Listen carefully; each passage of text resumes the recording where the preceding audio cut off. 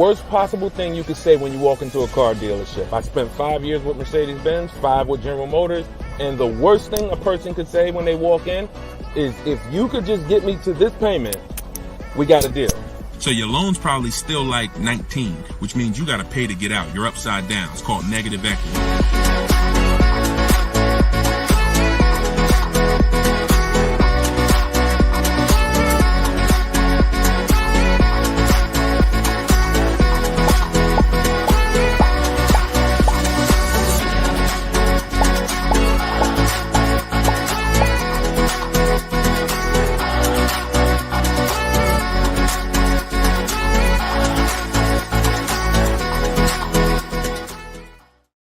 Welcome, everybody. Welcome to episode 7, I believe we're on, of Car Shopping Questions and Answers. We're live. Today is Thursday, 3 p.m. If you're watching this right now, then you are live. What we're going to start doing is we're going to start letting you know, because we do rebroadcast these shows all day, so you can, catch up on them. You can send friends and family to watch the rebroadcast. But right now, you are actually with us live. So welcome. If this is your first time here, can you type a 1 in the chat? Shout out to the first time people. I just want to see how many people are new. You've never seen me before. You've never been on a live show. Okay, Troop Chat, I see you, Troop Chat. Good to see you. I always like to know, because most of you probably have never been on a live with me before. What's up, Black Hummingbird? Great to see you. So hold on, I got Instagram on my phone here. And as you come in, first of all, I want to introduce myself, because you don't know me. My name is Deshone. I go by Deshone the Auto Advisor. I spent 14 years in the car business, 5 with Mercedes, 5 with General Motors, and 4 I ran my own brokerage.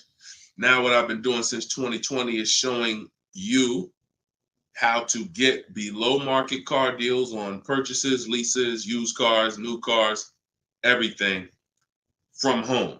I'm the author of the book, the digital book, Cars from Home, 7 Steps to Saving Time, Money, and Avoiding Dealerships. And during the show, for 30 minutes, as part of our welcome offer, you can get your copy for 75% off. It's normally $97, but in my TikTok bio, in my Instagram bio, and in the comment section, you can grab your book. You won't leave the broadcast, so you can make sure you get there before the countdown, but you'll still be here tuned in with us. So I want you to start typing your questions, and then Dolan, who's moderating, is going to pull them into the show, and we'll answer them one by one. Okay? Start typing your questions. I see we already got one from Michelle here on TikTok. Bounce back. Type your question on Instagram. I see you. Type your question in. And could everybody who shares, share? I'm only talking to the sharers. I know who y'all are, and I'm talking to y'all. Shout out to the sharers. And I'm still trying to find out. I might do a giveaway once a show for the sharers only, but I'm gonna have to figure out how to see them. So I got to figure out, maybe you screenshot that you shared, and we trying to do something special for y'all above and beyond, because we can't grow this show without y'all. The ones who tell your friends, the ones who invite your friends, the one who tag your friends, the one who hit those share buttons. Appreciate y'all. So we got something coming for y'all very soon. Okay? So pull the first question, and Dolan, let's get the show on the road. Okay, this one's from TikTok. Leasing and maintenance versus purchasing and maintenance. Great question. So with a lease, most times all you're doing is oil changes, tire rotations. If you got a luxury vehicle or import luxury vehicle, maybe they require like a brake fluid change. Like when I worked for Mercedes, you had a service A, service B, service A, service B. That's how it usually rotated. And the service B was, a brake fluid change, but it's pretty cut and dry because it's a new car. So versus purchasing, then you're talking about long-term maintenance. Then you're talking about, which if you got a good car, you're usually still doing those things up front. But as you own it long-term, now you're doing things like, you're doing the recommended maintenance. So you might have a 60,000 mile service, a 80,000 mile service, a 100K service. These are all things that come in the maintenance book. And with the lease, 99 times out of 100, we're not doing that. So, you know, it's a very, I'm not going to say we're not doing that, but if I lease, whenever I lease, I'm not doing those services because we're out of the car way before we ever hit that mileage. So big difference, big difference. All right, go ahead. Next one, Dolan. Let's go. Black Hummingbird, and y'all forgive me because I got a little something trying to jump on me, but I'm just gonna flush it out. Praise the Lord, and we gonna get through this. So y'all see me all congested, it's because I am, but we good. My car was totaled in an accident. Sorry to hear that. How long should I wait before I get another one? How long can you wait? You know, I'm not a fan of shopping with my back against the wall, but I'm a fan of, you know, if you are you going to be in a rental car? Are they giving you a rental? Sometimes you only have 30 days with the rental before you have to pay. I don't know if you have a backup car, but you know, that's going to depend. So what you need to ask yourself right now, because you have to replace that car eventually, I want you to ask yourself, and everyone on here, I want you to answer this question: how many years are you keeping in that car that you're buying? But first of all, who's shopping for a car now, or you will be in the next 12 months? Type me in the comments. If you're shopping right now, like Deshone, I'm in the market right now, or you will be in the next 12 months, type me in the comments. Okay, I see you on TikTok. Anyone shopping for a car? Michelle, she's shopping. Okay, if you're shopping for a car right now, or you will be in the next 12 months, type me in the comments. All right, Black Hummingbird. Yep, I see you. El Rel on YouTube, I see you. Jesus on YouTube, I see you. All right. The first question I want y'all to answer, everybody, is how many years you're keeping the next car? How many years are you keeping the next car? This is very important because this is the buying versus leasing question. How many years are you keeping the next car is the buying versus leasing question. So your Black Hummingbird, when you shop, is going to depend on how long you have. If you got a backup car, then there's no rush. If you don't have a backup car, then you need to find out, are they giving you a rental? You know, because that's going to dictate. I can't really give you any more information without knowing that. So if you want to tap in, follow up, we'll try to get your follow-up question here. All right, go ahead, shoot the next one up, Dolan, and let's see if we can get the follow-up for Black Hummingbird. I'm shopping by used. I don't even know what that means. Go ahead, Dolan. Okay, this one's from TikTok. My third live, I need a used car by June 1st, so lost.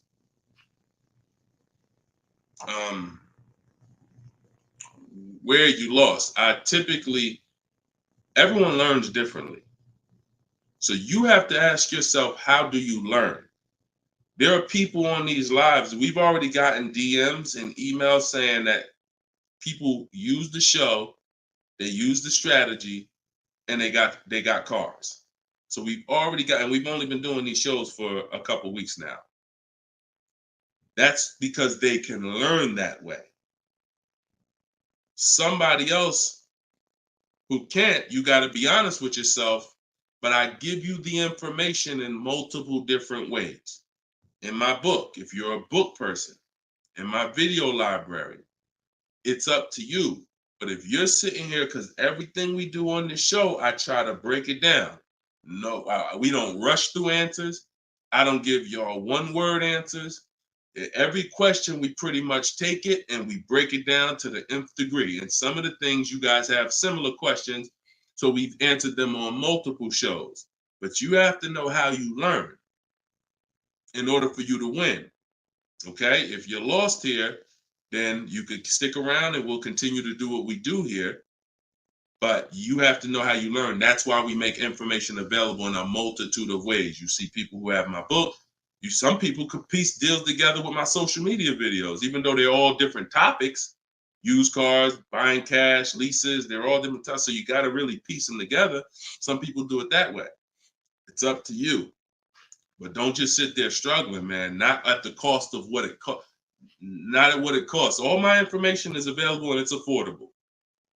Some of it's free, a lot of it is free. But every single product I offer, from my coaching program to my book, it's all affordable. So get in where you fit in, brother. That's really the best advice I could give you. All right, go ahead, Dolan. Shoot the next question.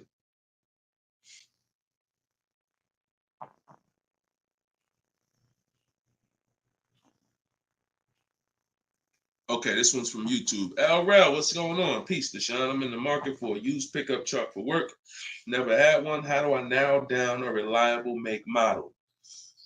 Okay, so if I'm looking at you, the question you're asking is about the quality of the car, not finding a good one. So, example, let's just say there's a Dodge, a Dodge pickup truck. I'm just making this up, and that vehicle has a low reliability score. It doesn't matter if I go find a good one and I use my steps, the steps I'm going to go over with you to find a great used car, because the car overall has a low reliability score. Some Nissans have a low reliability longevity score because of their transmission. It doesn't matter if you use what I'm going to teach you to narrow it down to a great one, because the vehicle overall has a low longevity score. So I think the question you're asking is, how do I find a vehicle that has a good reliable one, and then I'll go shop for it. And because we could switch it. You could have a vehicle that has a high reliability score, high longevity score, but then you got a bad one because you didn't have a process on how to get it. So I think you're asking the first question, which is top level, how do I choose some good vehicles? And that's really Google, and we have a process. It's in our shopping process where we do a reliability check on every single vehicle. It takes 5 minutes to do. You're going to type in the specific year, because years change. You might have a 2019 that has low reliability scores. In 2020, they fixed it. So we got to make sure we're adding the year when we do this Google search. But if I'm looking for a pickup, I'm looking at like a 1500, and I'm looking at, what I need. Some people need 2500 if you need heavy duty or something like that. But then what you're doing is typing it into Google, and you're looking at all the competitors. I'm looking at the Toyota pickup. I'm looking at the Dodge pickup. I'm looking at the Ford pickup. I'm looking at the Chevy pickup. And then I'm just choosing, all right, which one of those do I like? All right, I like those two. Then I'm deciding which one I'm going to like. Now, if you're buying used, you can't test drive it, because you can't test drive a used car until literally you're ready to take it home. You can't go and test drive one here, because the one you end up getting may drive totally different. That's just the way it is with used cars. So oftentimes what you're doing with used cars is you're looking at it, you're looking at videos on YouTube, but you're going to narrow it down to what you like, usually what you see in supermarkets, parking lots, on the road. Oh my goodness. Lord Jesus, help me get through this. And then what you're going to do is you're going to do that reliability check. So you go to Google, you type in the year 2019 Toyota Tundra reliability. Then you're going to skim that first page. So that first page of articles is going to tell you all you need to know. If you see low scores, if you see 7 out of 10 reliability, just skim that. Don't pay attention to any site from a dealer. This is part 4. This is in my book, because this is step 4. Because the next step after this car passes this test is now we're going to shop for it. You can't skip this. So that's why this is a really good question. Some of you are skipping the process of doing a reliability, longevity, and initial quality check on the cars you're getting. And that's why you get cars that are in the shop every 90 days. It's not because you bought a bad one necessarily. It's because the car itself has a low rating. Transmission's going out on you because you didn't do a longevity check to see that that car is known to have transmission problems at 80,000, 90,000 miles. So if you skip this little 5-minute step, it could cost you thousands of dollars. So you want to do that reliability, skim those articles. And then because you're keeping long term, you're not leasing, you're going to do the same thing with longevity. So you're going to type in 2019 Toyota Tundra longevity. And that's when you're going to see what they're saying about the car long term. Does it, transmission issues, engine issues? Sometimes it'll say right at the top, these cars are known to last 200 to 300,000 miles when properly serviced. Then then the only mission is, all right, the car itself has great scores. Now I have to find a good one. Okay? That's step one now. Okay? That's where you start. Great question. Okay, go ahead, Dolan. Shoot the next one up. All right, we got Philip on Facebook. Would you say buying or leasing is better right now? Also, what about down payment with leasing? So, all right, you should never be in a position where you're asking yourself, should I buy or lease this car? Based on what you feel. Yeah, so I feel like I should buy. No, the buying or leasing question is based on how long you're keeping the car. I have something that I do that I teach called the 8-year rule. The 8-year rule says that if you're not buying a car to keep at least 8 years, you should be shopping for a lease. Reason being is there is no way for you to get a great deal on a car if you buy it when you should have leased it. Because lease deals, when you get a great lease deal, it's so good, it's so low, it's so much less money out of pocket that it will take a buyer years to catch up with you. We did a scenario in the last show where we compared this deal that one of our students got, Frina, who uses my stuff.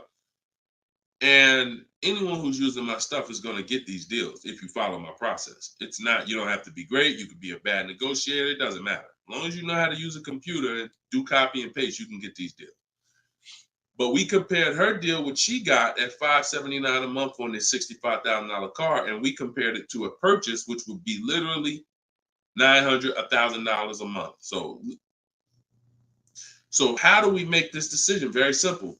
If you are not buying your car to keep for 8 years, you should be leasing it, because in the middle, y'all know when I break this out, if you've been on the show before, this is the depreciation scale.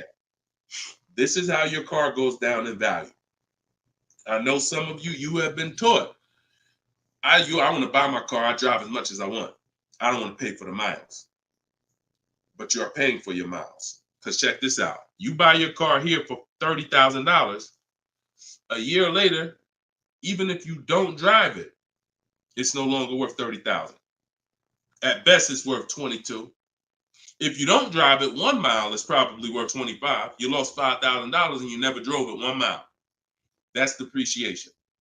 So your car is depreciating like this. Year 1, year 2, year 3. That's why you flipping these cars, buying cars, trading them in 6 months, a year. You're losing at least $5,000, $10,000, but they'll hide it in a monthly payment. See, a cash buyer, you never do this. Some of you who are like, I pay cash, you never do it. You never buy a car, turn around, I don't like the car, I'm gonna trade this thing in. Because when you come in and they tell you, well, I know you just paid 35, but we can only give you 28. I just bought the car 6 months ago. You know what I mean? I lost $7,000 that fast? Yep, at least. You're like, all right, I'm not doing that. But with a payment, they'll hide it in a payment, and you don't understand. You just lost $7,000 in 6 months. So this is how you have to see this short-term ownership when you buy a car. My car is going down in value 20% the first year, 15% the third year. It's losing thousands of dollars. But if I keep it a long time, 7 years, 8 years, it starts to level out where I'm not losing that money anymore. If you have a car outside your house right now that you've had for more than 8 years, I want you to type the number of years you've had the car. Everybody on here, we're live. This is our 3 p.m. Thursday live show. This isn't a rebroadcast. So tell me right now, everyone who has a car outside, type how many years you've had the car. How many years? If it's 8, if it's 9, 10, 12. Had somebody on the last broadcast, somebody said they had like a 15-year-old car outside. You'll notice this, Gilda, you got an 11-year-old car outside. Here's what you'll notice. Your car is no longer losing value like this every year. Your car is no longer losing value like this every year. You're going to look and say, if let's assume right now, Gilda, your car is worth, I'm just making up a number. I don't know the car, nothing. Let's say it's worth $8,000. A year from now, it's going to be worth close to $8,000. Probably worth $75,000. That means you've won. So when you're trying to, when you are buying, wow, Carol's Care has a 18-year-old car outside. So that means you've won, because this is how you win with a purchase. And pay very close attention to what I'm about to say. You don't win when you pay off the car. You pay off the car, but your car's still dropping like this. You didn't win yet. You didn't win yet. You win when you actually pay off the car and now the car is not dropping in value. You beat the depreciation. That's when you win purchasing. A lot of people were taught, don't keep the car that long. And that's where you're losing. That's why leasing is for you. Because there's only two ways you're going to avoid those hits. You're either going to keep the car long enough to get to where people like Gilda and Carol are. Look, Big Rich has these are people who kept cars long term, or you're going to get great lease deals where you're paying pennies on the dollar and you're winning. But those of you who are stuck in the middle, we got to get you out the middle, because you are losing the most money. You buy cars, you resell them. You buy cars, you trade them in 2 years, 3 years, you're losing the most money. You lease, but then you buy the lease. You're losing the most money. You're stuck in the middle. You got to pick a side. There's only two ways to win. Great lease deals, long-term ownership. Anything in the middle, you're losing thousands and thousands of dollars in depreciation. All right, we clear? All right, perfect. Shoot the next one up, Dolan. I see you, Luscious. I purchased the book. Awesome. Congratulations. Enjoy it. This whole show is sponsored by my new book, y'all. It's called Car Shopping. It's called Cars from Home. 7 Steps to Saving Time, Money, and Avoiding Dealers. So we have a welcome special. So you can get your book for 75% off the whole broadcast. Well, 30 minutes. It's normally $97, but you can get yours. We're rated 4.94 on Goodreads. You can get yours for $24 as long as you get to my bio before the 30 minutes expires. And $97 is a great price. Because here's the thing. I got a lot of books on my shelf. I cannot tell you a lot of books that saved me a lot of money. And my goal for this book was to be one of the books where you look at and say, man, this book right here has saved me thousands and tens of thousands of dollars. And that's my goal for the book.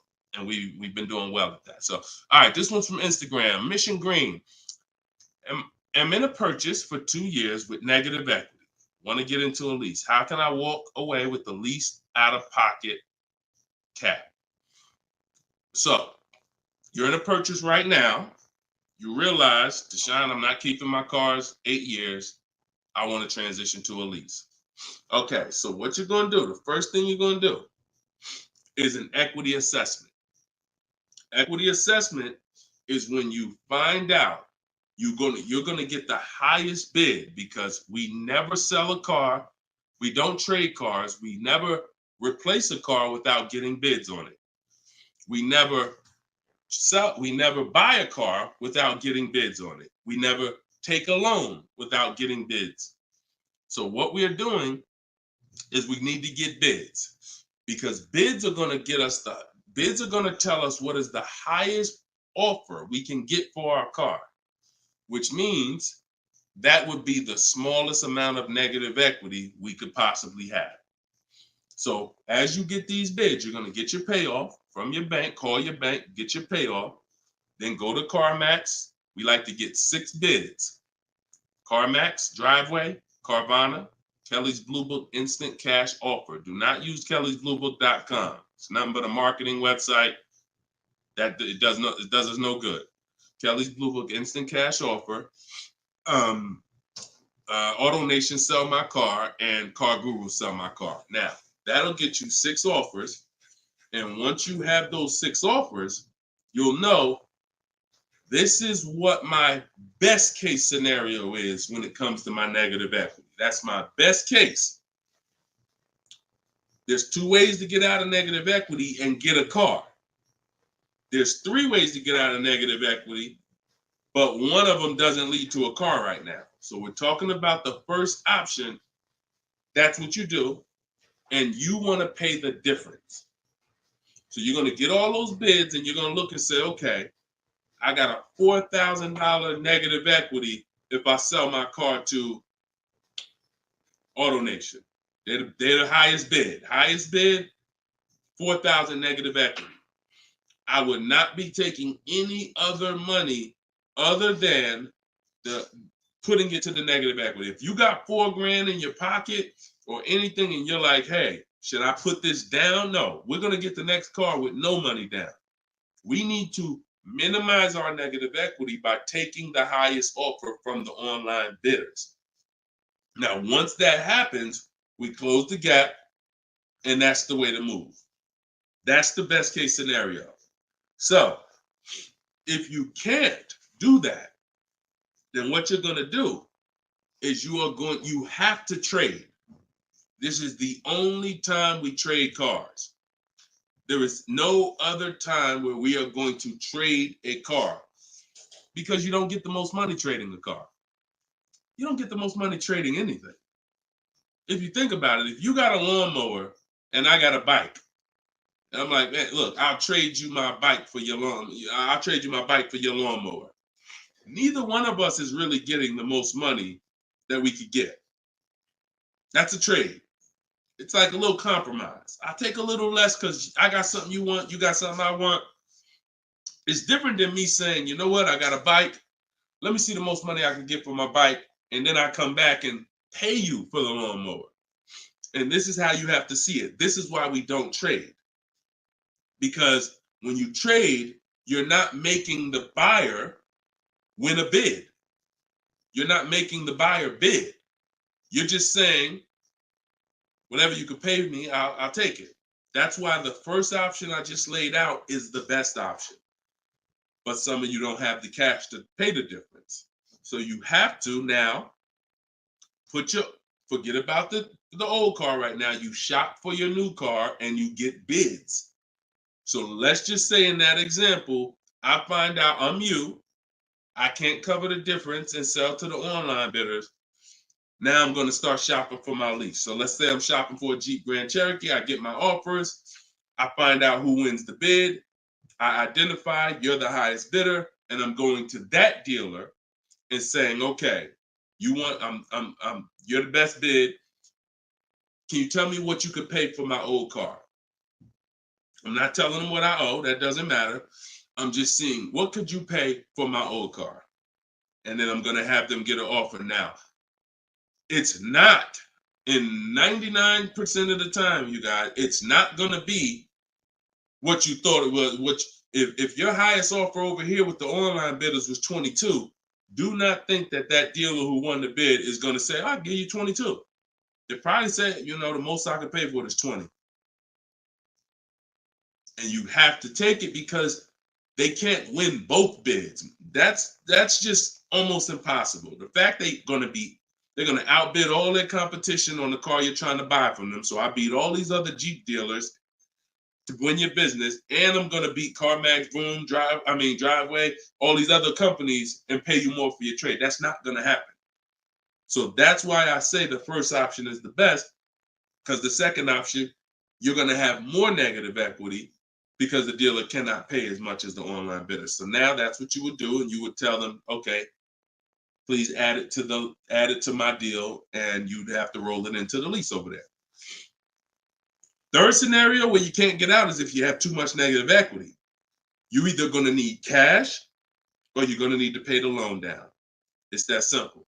Because when you bring that negative equity over, the bank only has a certain amount that they're going to approve. If you're buying a $40,000 vehicle, they're not going to approve $55,000 because you got all this 10 grand negative equity, 12 grand, you're just trying to slap it on. You can have a 900 credit score. That's why I call negative equity the bad credit for people with good credit, because it can literally prevent you from getting a car. So that's when you have to pause, or you got to put money down to try to get within the loan to value ratios. And that's why I say stay out, get out of negative equity and stay out of it. And 99 times out of 100, the reason for your negative equity is you don't lease. You don't lease. You buy cars, you take out 5-6 year loans on them, God forbid longer, 7 years, 8 year loan, and then you trade those cars in before the loan's paid off. That's what's happening 99 times out of 100 to cause people negative equity.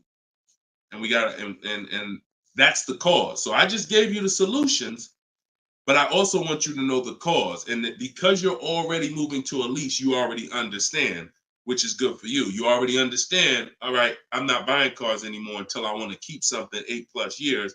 I'm going to start leasing. So this should be your last time ever having negative equity. Okay? Great question.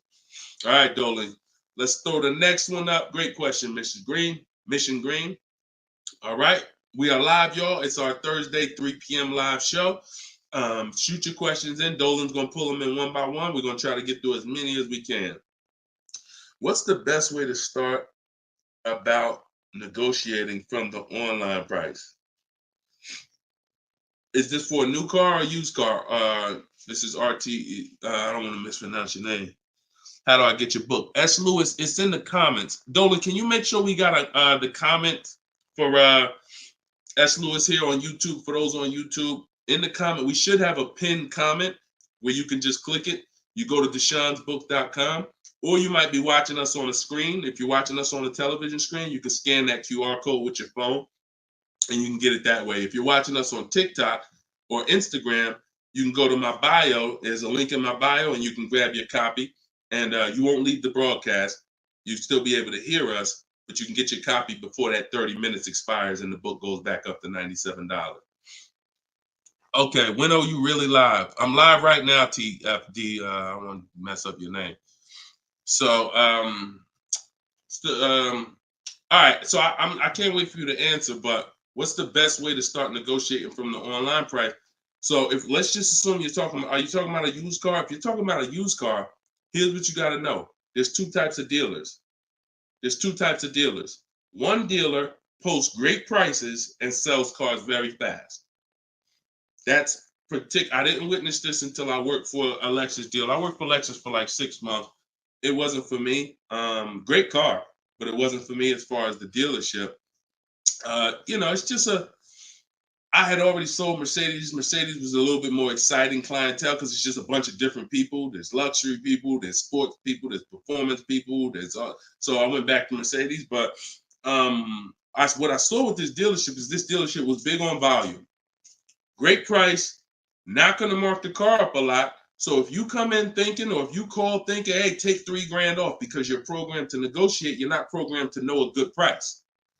See, when you know the used car market, which is what I teach, this is what I teach in my book, it's what I teach on the show. You need to know the used car market because, and remember what I'm about to say, this is very important. What's hurting you is you don't even know a deal when you see it. I've had people who are looking, I'm literally making them an offer that I know the dealership is daggone my manager don't even want to do this deal, but they need it. We need the deal. We behind on our numbers. I'm selling the car. We ain't making, it's like pretty much a break even triple net deal. And they're still looking and questioning it. There's nothing we can do. And the reason why I never get in that situation, and the people who listen, if you listen to me, you'll never be in that situation, is because when you have multiple offers, you know a deal. See, the reason why those people would question if this was a deal, they didn't have enough offers. They didn't see that there's offers $2,000, $3,000, $4,000 more than the one I was making them to know confidently, Deshone, this is better than every offer I got so far. Let me take this and get up out of here. So you don't know a deal when you see one, and that's hurting you because someone who knows a deal, like me, or like somebody that listened to me, give you an example. Some of you are in the same town as some of you have my book. And some of you are actually shopping for the same car that someone else on here is shopping for. that means y'all are competing.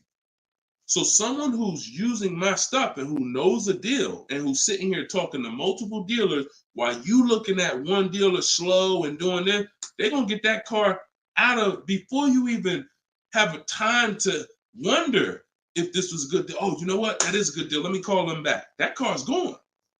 It's gone. So that's the first type of dealer. They price the cars to sell and they're not going to be online for more than 24, maybe 48 hours, and they're gone. The other used car dealer is dealers who price them high and they prepare to negotiate. They're ready because they know people want to see a discount and they're waiting for somebody like you to come in and say, okay, knock $2-3 grand off, you know. But if they're overpriced, what does it matter? If you're overpriced $3,000, $4,000, $5,000 and you take $3 grand off, you're still, it wasn't the best deal. So don't think so. Some of the best used car deals, when I bought my Infiniti truck, he literally only had $800 he could give me when I got there. I didn't ask for it when I was on the phone because, again, what I say, I'm trying to teach y'all the psychology. I don't want you to know everything that goes on behind the scenes. I just want you to know what to do. But every now and then I got to tell you why you should be doing this. When that car comes on, and that dealer knows this is the best price in the market, this car is not going to last for 48 hours. You call them and say, hey, could you do another 1,000 off? Click, not even interested. One, the car just got here. I don't know who you are. I don't know if you're serious. Listen, we ain't got no time for that. What we do when we find that best car is we know we've done all our research online from home. I'm on my way. Only thing I need to know is, has the car been smoked in? Because I can't see that online. That's the only thing. We verify that there's no fake fees, because some dealers will price a car low and then they add fake fees because they want you to come without even asking them about the fees. And the second type will, hey, the car's been smoked in, and if you don't ask them, you'll get there and be like, oh, car smells like smoke. That's the only two things we verify. No bogus fees. Nope, hasn't been smoked in. I'm on my way. Then when I get there, we test drive. Car meets our test drive. All right, boom. Can you do another 500 off, 700 off? Because I already know it's the best price in the market. See, when you know the market, you negotiate intelligently. When you don't know the market, you come in, hey, listen, take $3 grand off. You don't realize you look ridiculous. I don't want you looking ridiculous saying, yo, man, I can't do it. You haven't done your research. I don't want you leaving, oh man, that dealer don't want to make a deal. No, you didn't know a deal. And you leaving and you like, oh man, I'm gonna find somebody. So this is the science of car shopping online. This is the science. You gotta be able to know, is this car the best price in the market? If so, I'm not gonna ask for any discount until I get there. Because once they see me, I drove it, they know I'm serious. I know the car's the best price in the market. Hey, can you do another 500? Even if they say no, I know they won. All right, I won. But if they say, yeah, listen, I wouldn't normally do it because the car just got here, which is true. I know that. But, you're here. We want, all right, $500, we got it. Or, hey, look, can we split it? I really don't have the room. In which case, we know they're telling the truth because we know the market. You got it. We'll do it. This is how you get below market used car deals. You don't just stumble onto them. You get what I'm saying? Is everybody clear on that? Type clear if y'all are following what I'm saying. Clear if you're following what I'm saying. You're not going to accidentally stumble into a below market deal. It takes strategy to get below market deals. If everybody could get below market deals, they wouldn't be below market deals. They'd be average deals. Does that make sense? All right, glad we clear. I see you, Michelle. All right, shoot the next question up, Dolan. Let's roll. Let's keep it going. I see you, Rose, on Facebook. All right, Blooming Chosen One from Instagram. Almost done closing at 1%. Let's go. Come on. Come on. That's what I want to hear. Come on. If y'all don't understand, Blooming Chosen One is about to close a 1% lease deal. That means her lease pay, I'm assuming that this is a woman. I can't see, so forgive me if there's no picture. She's about to close a lease deal at 1%, which means her lease payment is 1% of the MSRP, no money down. I just want to make sure it's clear, chosen one. We don't, if it's money down, it's not 1%. It should be like $400 a month. I'm giving you $400, car's $40,000. That's 1%. So, any tips on techniques for finding great deals on insurance? I use Insurify or I use Jerry.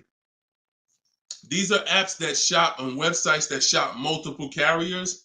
And I know it's Kayak and stuff like that, but what I found is Insurify has like insurance companies that we don't know about. It's painful shopping for insurance unless you have something that's actually, because think about all the insurance companies around us that will want to give us auto insurance. We don't know about them now. Small companies, they don't have the advertising budgets. So you want a tool that's going to connect you with all these insurance companies, not just the big name ones that we all know, Liberty Mutual, State Farm, that got the, $1 billion marketing budget. Some of the smaller insurance companies, we want to get those offers. And so Insurify.com, I'm not sponsored by them. I just love multiple offers. So I love multiple offers. And so any tool that gets me multiple offers on anything, I love. So yeah, that's what I would say. So keep me posted. I told you, I want to see your deals. See, she ain't even say what car she's looking at. That's how we know. See, people with no skills, all they talk about is the car. Just got the new Range Rover. Yep, just treated myself. Retirement gift. All they talk about is the car. And I'm not stepping on your toes, but you like Deshone, that's me. That's me. I know who I'm talking to. When you start getting skills and buying cars, making people bid 90 minutes from home, using my systems, the first thing that you're excited about is the deal. The car is second, but the deals, once this deal's closed, now I'll get excited about the car. All right, good job. Great job. I love it. Go ahead, shoot the next one up, Dolan. All right, from TikTok. Is it true that there is no need for down payment? That if you do it, it goes to the salesperson's commission. If you do it wrong, if you are doing a down payment, it's between you and the lender. If you go in and you're a payment shopper, then your down payment is usually going to go to commission. A payment shopper says things like, how much does that car cost a month? Okay, that's a little high. Could you get it to, could you get it like under 6? As a payment shopper, no idea about the numbers, just talking about payments. If you stop doing that, and if you've done that, see, I don't want to, look, I hope we're building a community here where people could be honest. If you've done that, type ouch in the comments. If you've gone into a dealer, looked at a car, and said, how much those run a month? What kind of monthly payments are on those? And I know that there's some people who are not gonna be honest, but this is how a lot of people shop. It's a payment thing. Yeah, okay. I appreciate it. I see. All right. I see we got some. All right, we got some people being honest in here. I see you. I see you, Michelle. I see you, Bye Lion. Not Michelle. So that's where you get in trouble. So what do you do outside of that? You separate the payments from the car. The payment you handle when you're shopping for, look, Byron on YouTube said, ouch, just experienced this past weekend. It's terrible out here. It's great out here for us, okay? It's terrible when you have no strategy. It's terrible if you're winging it.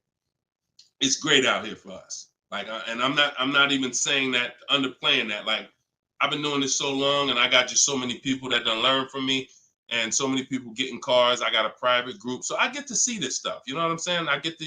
If you guys been on these shows, I share people's stuff. I share Tope stuff. Greg's deal. This is our book, 4.94 on Goodreads. Get your book 75% off, or you can wait and miss the 75. You can pay 97. Either way, it's worth it. Either way, but $24 is better than $97. In my TikTok bio, you got 30 minutes, or in my Instagram bio. But check this out, Kimberly's deal. She saved 20 grand off her Maserati. Look, Bonita, middle of the pandemic. So we've been hearing since we started this whole thing, yo, it's terrible out here. Man, there's no deals out here. Middle of the pandemic. Look, December 2022, blood in the streets. Kia Telluride, one of the most popular vehicles of the last 3 years. Bonita, from home. Kia, 2023. 600 down, 600 a month. People paying $800-900. It's people right now that's going to watch this broadcast that has this particular car paying $700,000-900,000 a month for it. This same vehicle. So, Charles, Hyundai Palisade, top 5 most popular vehicles the last 5 years in this category. Look, $597 a month, $48,000 truck. So it's what you know. In fact, it's what you don't know. So I would tell you, yes, when you are winging it, when you shopping, when you just winging it, yeah, Byron, it's gonna seem like, man, it's horrible out here. When you step back and start using my bidding systems and letting these deals come to you, letting loans come to you, you're gonna feel like you're in control. You call the shots. Okay? So that's what I want everybody to know. It's all perspective.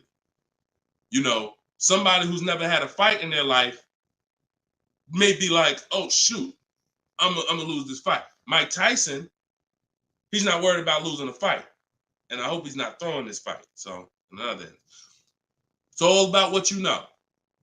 You learn better skills, you get different results. You keep the same skills, keep shopping like our grandparents shop, keep shopping like our parents shop when there was no internet, keep shopping like it's 2005, you're going to get those same results. All right? Everything I'm talking about, y'all, is in my book. This whole show is sponsored by my book, Cars from Home, 7 Steps to Saving Time, Money, and Avoiding Dealerships. My whole shopping system is in there. You can get yours in my bio. I just said that. So go ahead, Dolan. Shoot that next question up that you had up on the screen.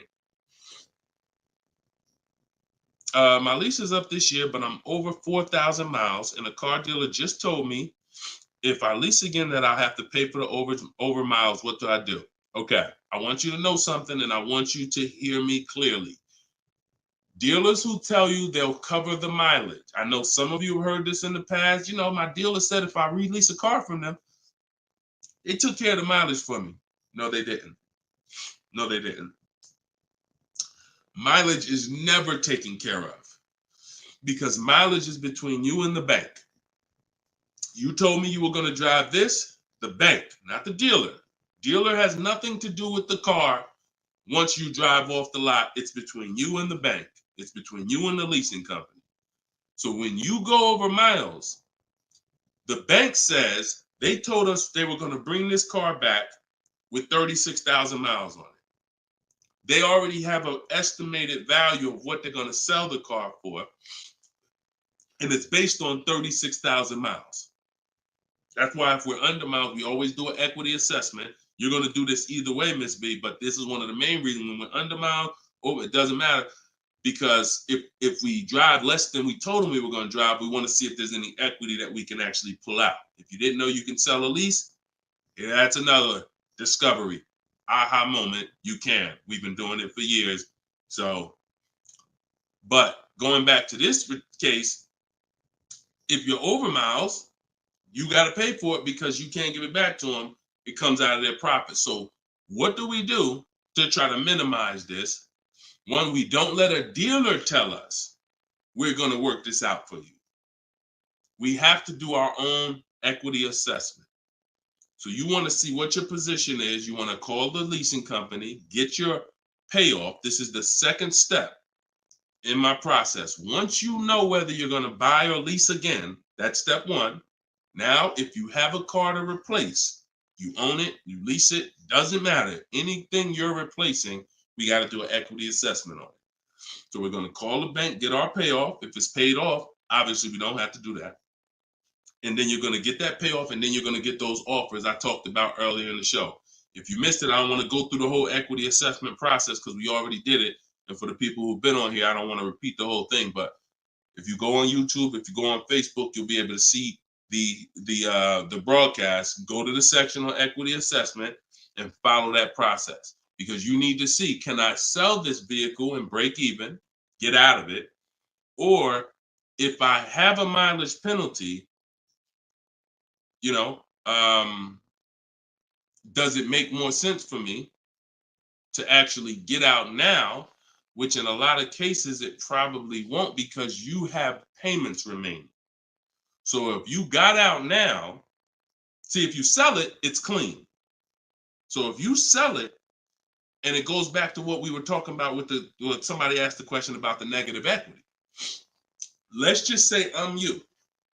I do my equity assessment. I find out to get out of the lease, I got to contribute like $1,000, but I could get out now. When I sell a lease, there's no penalty. It's literally no payments due, nothing. It's everyone's whole. That's the only way everyone's whole. My second option is I got to account for the payments I have left on my contract. If I got 5 payments left at $500 a month, that's $2,500. Does it make more sense for me to get out now and pay those payments? Probably not. Or does it make more sense for me to just wait and take the mileage penalty? So those are the 3 things you're comparing. Selling the car, and you're seeing what's the least money that comes out of my pocket. What's the best of those things? Selling the car, getting out now and taking the payment hit, because all those payments are going to be due. They're going to have to be rolled over to your next vehicle, or driving the car until you get close to the end of the lease, and maybe maybe it depends on how much you drive per month. And maybe you're 8,000 miles over, and that's a $2,000 mileage penalty. So these are the things you have to think about. But I'm telling you that if you just walk into a dealer and say, hey, could you work this up for me? Now you don't even have the luxury of guaranteeing you got the best price on the car. So now, because they see you as desperate, oh, she needs help. She don't know what she's doing. So let's just work these numbers, move these numbers around, and tell her, hey, we got you to this payment. Does that work? Now you're a payment shopper and you don't even know. Just give me to a monthly payment that makes sense. You didn't realize that you overpaid, and they're packing that deal, and you overpaid by probably $4 or $5 grand because you wanted to let them do it. So those are 3 scenarios, and it all starts with the equity assessment. Because like I said, you might be able to do that equity assessment and find out, oh, I could come up with $1,000 and I'm out of this thing clean right now. Or you might break even. It depends. That's why it's always an equity assessment.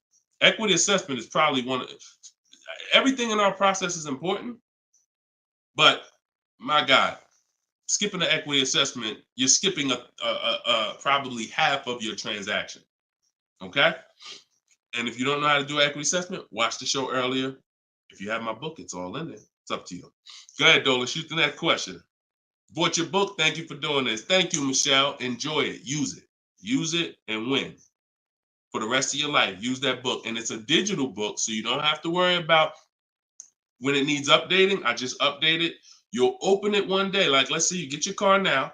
A year from now, you open up that book and you're like, all right, I need another car. My spouse need a car. My child need a car. Man, wait a minute. There's different stuff in here. That's why you always keep the email I send you with the master link in it, because that's where I update the book. All of you who got the book, when you download it, don't save the email, because when you click that master link, that's where I update the file whenever something changes. So, and I couldn't do that with a print book. I can only do that with a digital book. Yeah, don't worry. I don't do trades, J. Paul. So if you ever see somebody selling crypto, all of that, like anybody with a decent amount of followers is going to have knockoff accounts. Like, I do car education. That's all I do. I don't do crypto. I don't do none of this other stuff. It's been fake Deshone the Auto Advisor accounts since we was on TikTok. We got 1.5 million followers on TikTok. The fake Deshone the Auto Advisor account started popping up. Nothing we can do about it. You got to watch it, though. Watch it. Okay, this one's from Instagram. Considering a lease of a Lexus electric vehicle. First time lease customer. Do you have any advice shopping for a lease premium electric vehicle? Same process. Same process. My system doesn't change. I'm gonna tell you, there's only one scenario where it changes, but electric cars, look, doesn't matter. Look at Sean. Bids. F-150 XLT electric. Bids. $73,000 vehicle. He got it for 57. He saved over 20 grand. Bids. That's electric. Electric. You don't know what rebates there are. You don't know what's what. Rolls Royce. Bids. Popular cars. Bids. Exotic cars. Bids. Doesn't matter. Process is the same. The only time that bidding is not called for when purchasing the car is with Tesla or any manufacturer where the price is set. No matter where you go in the country, it's the same price. You buy Tesla in New Jersey, same price in California, same price in Minnesota. One price all around the country. You order the car. That's it. I don't care if you have GM supplier pricing. That everyone's doing a different price. Some people are not going to tell you. They won't tell you what the rebates is. Some people, oh, Deshone, I'm a Ford employee. I get Ford special pricing. Bids. Because 80% of dealers are going to lie and not give you the real Ford special pricing. Everything is bids. Put everything under there. All right? Go ahead, Dolan. Shoot the next one up, brother.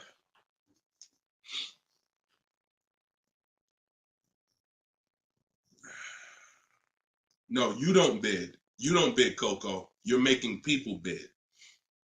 This one bounced back, Brian from Instagram. What's up? Hey, bro, I recently financed the BMW 330M, but the problem is they gave me a high APR. Sounds like a payment shopper.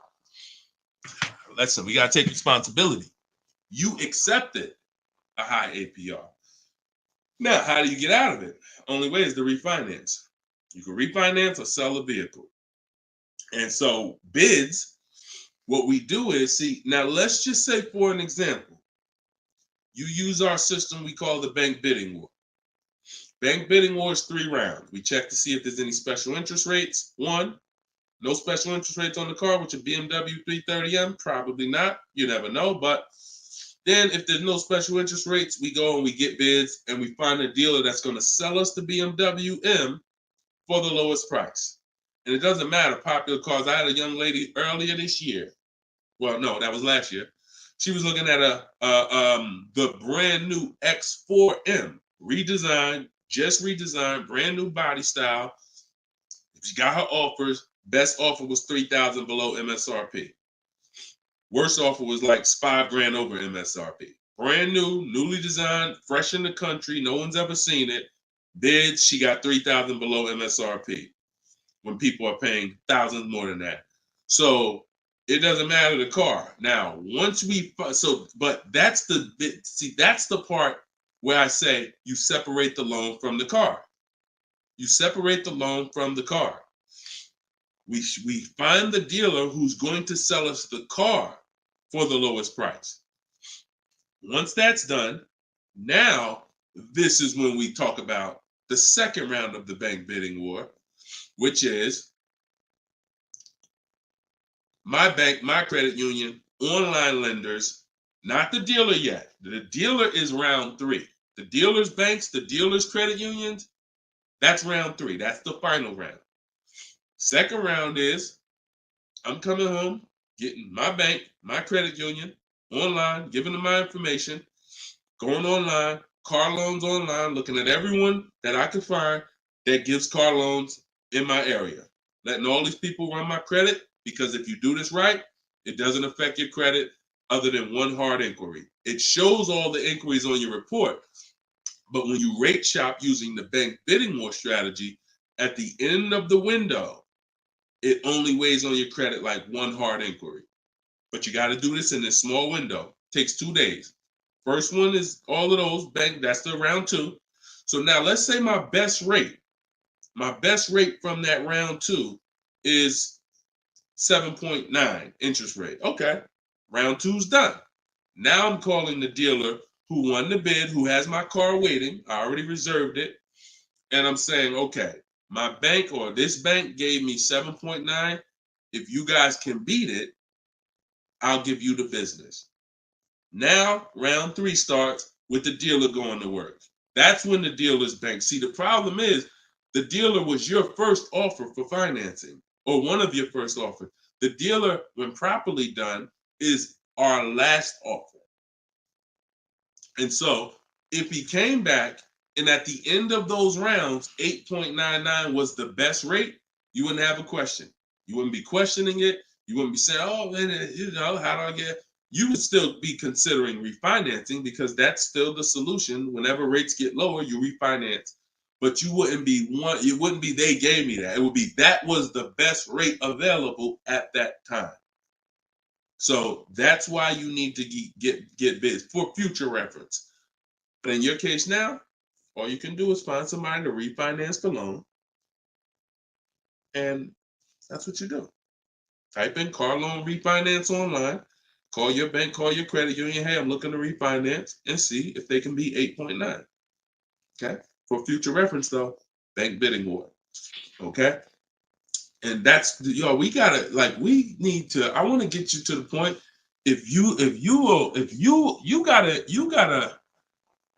It's up to you. Use this. Everything I'm telling you is simple. Nothing I'm telling you is rocket ship building. This is all simple online processes from a computer. We got grandmothers doing it. We got introverts doing it. Doesn't matter. We don't even talk. Has anybody heard me say anything about talking? No. We're using online tools to get these processes done. That's why they work for everybody. If you had to talk, then yes, you could mess it up. But this is for the future reference. We want to guarantee that we got the best price. And the only way we're going to do that is with bids on everything. Okay? Go ahead, Dolan. Next question. Great question, though. All right. This one's from TikTok. Can24 Loco. Is a lease worth it if I know I'm going over the miles? You pick your miles. You pick your miles. I had somebody no, I don't even want to talk about him. He's somewhere along the line they told him it was okay. So you pick the miles on a lease, and I would never in a million years pick less miles than I need. 10,000 miles per year, 12,000 miles per year, and here's what happens: if you see somebody who's intentionally picking less miles to save $20 and to go from 10,000 miles a year to 12,000 miles per year is probably like $20 a month. To go from 12,000 to 15,000 for most cars is probably another $25 a month. So the difference between 10,000 miles per year and 15,000 miles per year, 15,000, no penalties. Deshone, I know I need 15,000, but I took 10. So you're going to do 15,000 anyway, and you're going to be penalized for the 5,000 per year over at 25 cents a mile. Instead of paying the additional $45 a month, which would be way less than the penalties, because 5,000 miles per year, 15,000 miles over at 25 cents a mile is $3,750. $45 a month times 3 years is $1,620. Numbers are numbers. $45 a month more to my lease contract from the beginning, because that's the mileage I really need. I'm paying $1,620 extra over 3 years to have a comfortable lease experience, no penalties, and I can enjoy my lease. Versus taking 10, knowing I'm going to drive 15, and then looking and saying, dang, I'm over miles by 15,000 miles, and how can I avoid this almost $4,000 bill that's coming? Choose your mileage wisely. Deal structure. Step 3, I got a whole step in my process on deal structure. This falls under deal structure. So we never take a lease knowing we're going over the mileage. We just never do that. We're setting ourselves up to not enjoy the lease. For what? That's it. Step 3 in my process, I got part of deal structure. I got a section in my book on this, is choosing your mileage wisely, where you look and estimate how much you drive, Or if you have a car, you just look back and say, all right, I drive 12,000 miles per year. You can look back at what you drove. If you don't have a car, then you're just going to look and say, all right, how many miles do I drive to work? Okay, and you add the miles up, and you'll see throughout the year. Oh, plus I'm gonna take a vacation. I want to go down. I want to go on vacation 2 times a year. That's gonna be another 1,000 miles each. All right, perfect. I need 14,000 miles a year. It's a 5 to 8 minute exercise, but you haven't been taught to do it. So there's nothing in my. I don't skip anything because I've been doing this since 2006. I've seen thousands of scenarios working in dealerships, General Motors, Mercedes, thousands. And every time I see something that is horribly wrong, that's costing somebody money, I just made sure I added it to my process. Okay, I'm gonna make sure anybody who listens to me doesn't do that, because this is what happens when they do that. So we got to choose our mileage wisely to actually enjoy our lease. Okay. All right, y'all. Look, we hit 1 hour and 6 minutes. I'm gonna wrap it. I usually try to go like 1 hour and 15 minutes, but as y'all can see, I'm actually struggling to get through this. I need to go and get me some tea, and that's what I'm gonna do. This is our second show for the day, and some of you may be watching us on a rebroadcast, but right now we're live. We've been live Monday, Tuesday, just so y'all know, and I'll probably have a link in my bio by tomorrow to our calendar. But most days we're going live Monday and Tuesday, Thursday and Friday. We're going live at 12 noon Eastern time, 3 p.m. Eastern time. So that's when our show is going to air live. And every time you see us on a rebroadcast, we're going to have a sign on the top that says rebroadcast. So y'all know, okay, this is a rebroadcast. In case I couldn't watch the whole show, I was at work. So we rebroadcast all the time. But yes, always a pleasure, y'all. Let's keep winning. Shout out to the people who got my book. I appreciate y'all. Thank you to those who reviewed it, who helped us get to 4.94 on Goodreads.com. I appreciate you, and continue to use the book and continue to unlearn the bad stuff you learned about car buying. If you don't hear me say it, that's because I don't do it.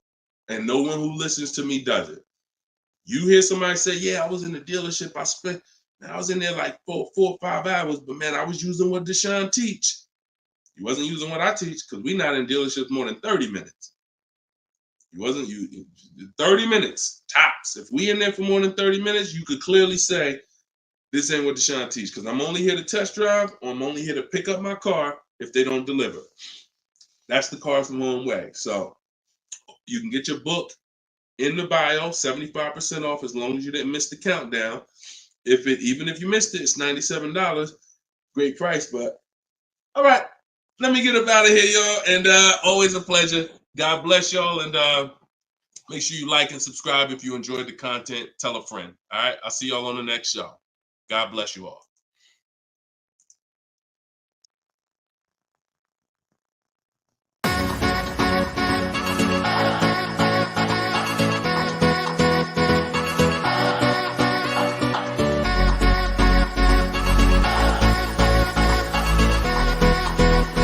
The worst possible thing you could say when you walk into a car dealership. I spent 5 years with Mercedes-Benz, 5 with General Motors, and the worst thing a person could say when they walk in is, if you could just get me to this payment, we got a deal. So your loan's probably still like 19, which means you got to pay to get out. You're upside down. It's called negative equity.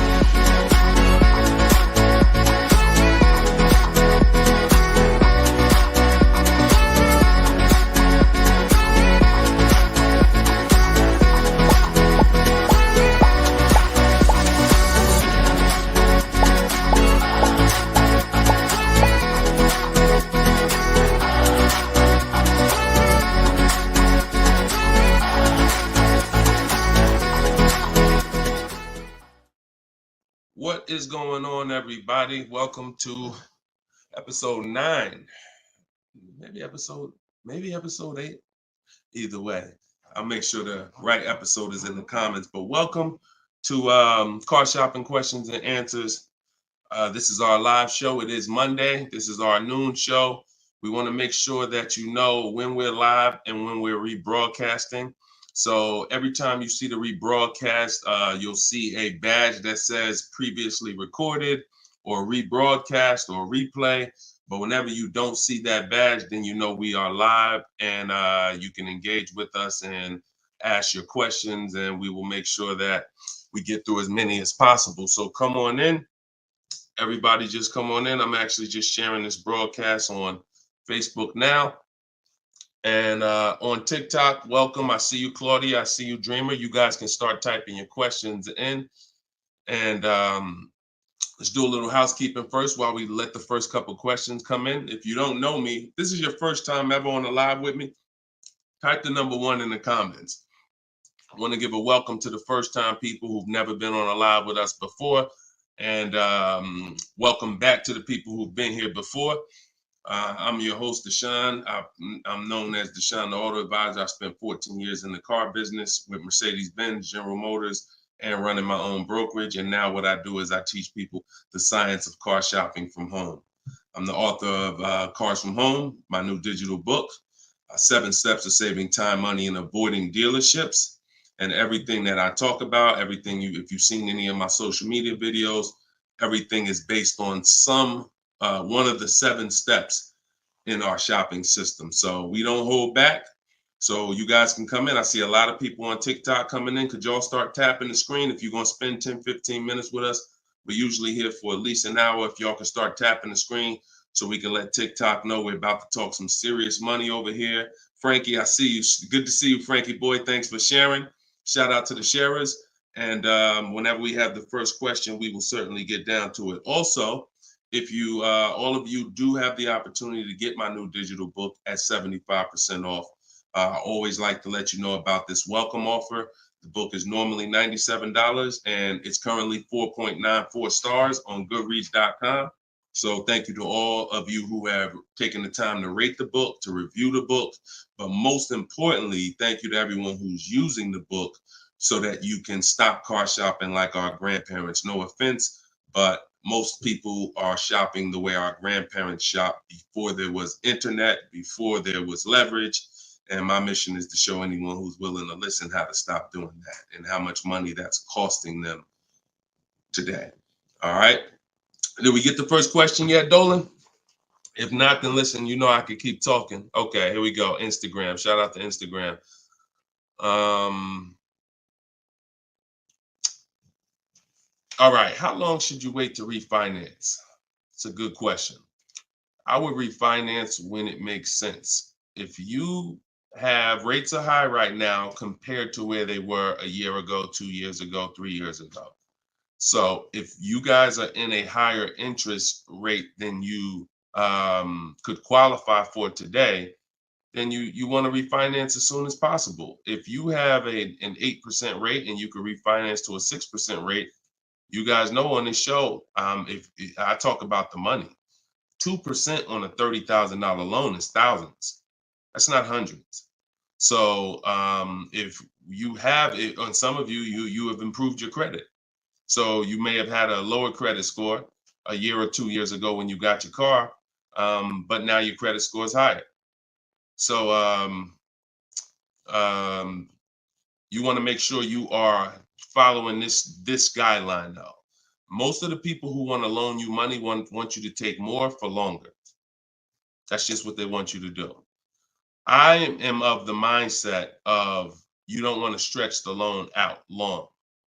You don't want to stretch the loan. You don't want to stretch so if you've already paid for a year or two, you don't want to stretch the loan out longer because they'll want you to take it longer. They'll tell you right up front, if you take a 6-year loan, your payment's going to be this. Meanwhile, you've already paid for 2 years. Don't fall in love with the new lower payment. Fall in love with paying as much as you can at the higher interest rate. So if you can pay a higher payment for 4 years, pay the highest payment you can to get the loan out of the way faster. Don't be tempted to stretch out the loan and go longer with it. Or else you're falling into that trap. Like I said, people want to loan you money, want to lend you more for longer. They take it for 6 years. You could always pay it off earlier. They're hoping you don't. Okay, so that's typically the rules of thumb that I like to follow. All right. This is from Instagram. Well, this is Luna. I was desperate and just got the first deal. I set a very high payment. Can I refinance for a smaller amount? Luna, weren't you on the show a couple days ago? I was desperate and just got the first deal. I set for a very high payment. Can I refinance for a smaller amount? It's probably going to be early for you to do that. Did you? Hold on one second. If you hold on, let me open the Instagram comments so I could actually see. I know Dolan's bringing the comments to the show, but I want to make sure I could actually see the Instagram comments. Hold on. Okay. So because if you just got the vehicle, I mean, you could try to refinance, but it depends on how high of a rate they gave you compared to what you could have gotten if you would have followed like our bank bidding war process. You bought a brand new 24 Mitsubishi. Okay. Haven't you been on the show, Luna? This isn't your first time, right? You've been here. You've been with us for a couple. You've been with us for oh, it was in December 2023. Okay. I appreciate it. Thanks for the information. That's why I wanted to see the comments so I could actually have the dialogue with you. Yeah, I mean, that's all you could do. You could try and you could try to refinance online. You can go on Google and type in auto refinance online and start to see what those companies look like and see if but you need to know your rate, and then you need to know what the companies that'll refinance you are offering you and see if it makes sense. If you got a higher rate than you could have gotten, then certainly you can refinance. If they got you the best rate that you could qualify, then you may have to wait a little longer, but usually, it doesn't hurt you to check, especially if you're in a considerably high interest rate. You certainly want to see if there's a possibility, because like I said, 2 points, 3 points on an interest rate is thousands of dollars, not hundreds. All right, TikTok, y'all gonna spend some time with us. Can y'all tap the screen and shoot the likes up if you're gonna talk money with us? Here's the thing, y'all. I'm gonna be honest with y'all. Y'all know I've been this way from day one, and I can't be any other way. I'm considering, and some of you know, I'm gonna tell y'all a story because I'm gonna keep this real, real, real, right? So in 2021, we did a podcast.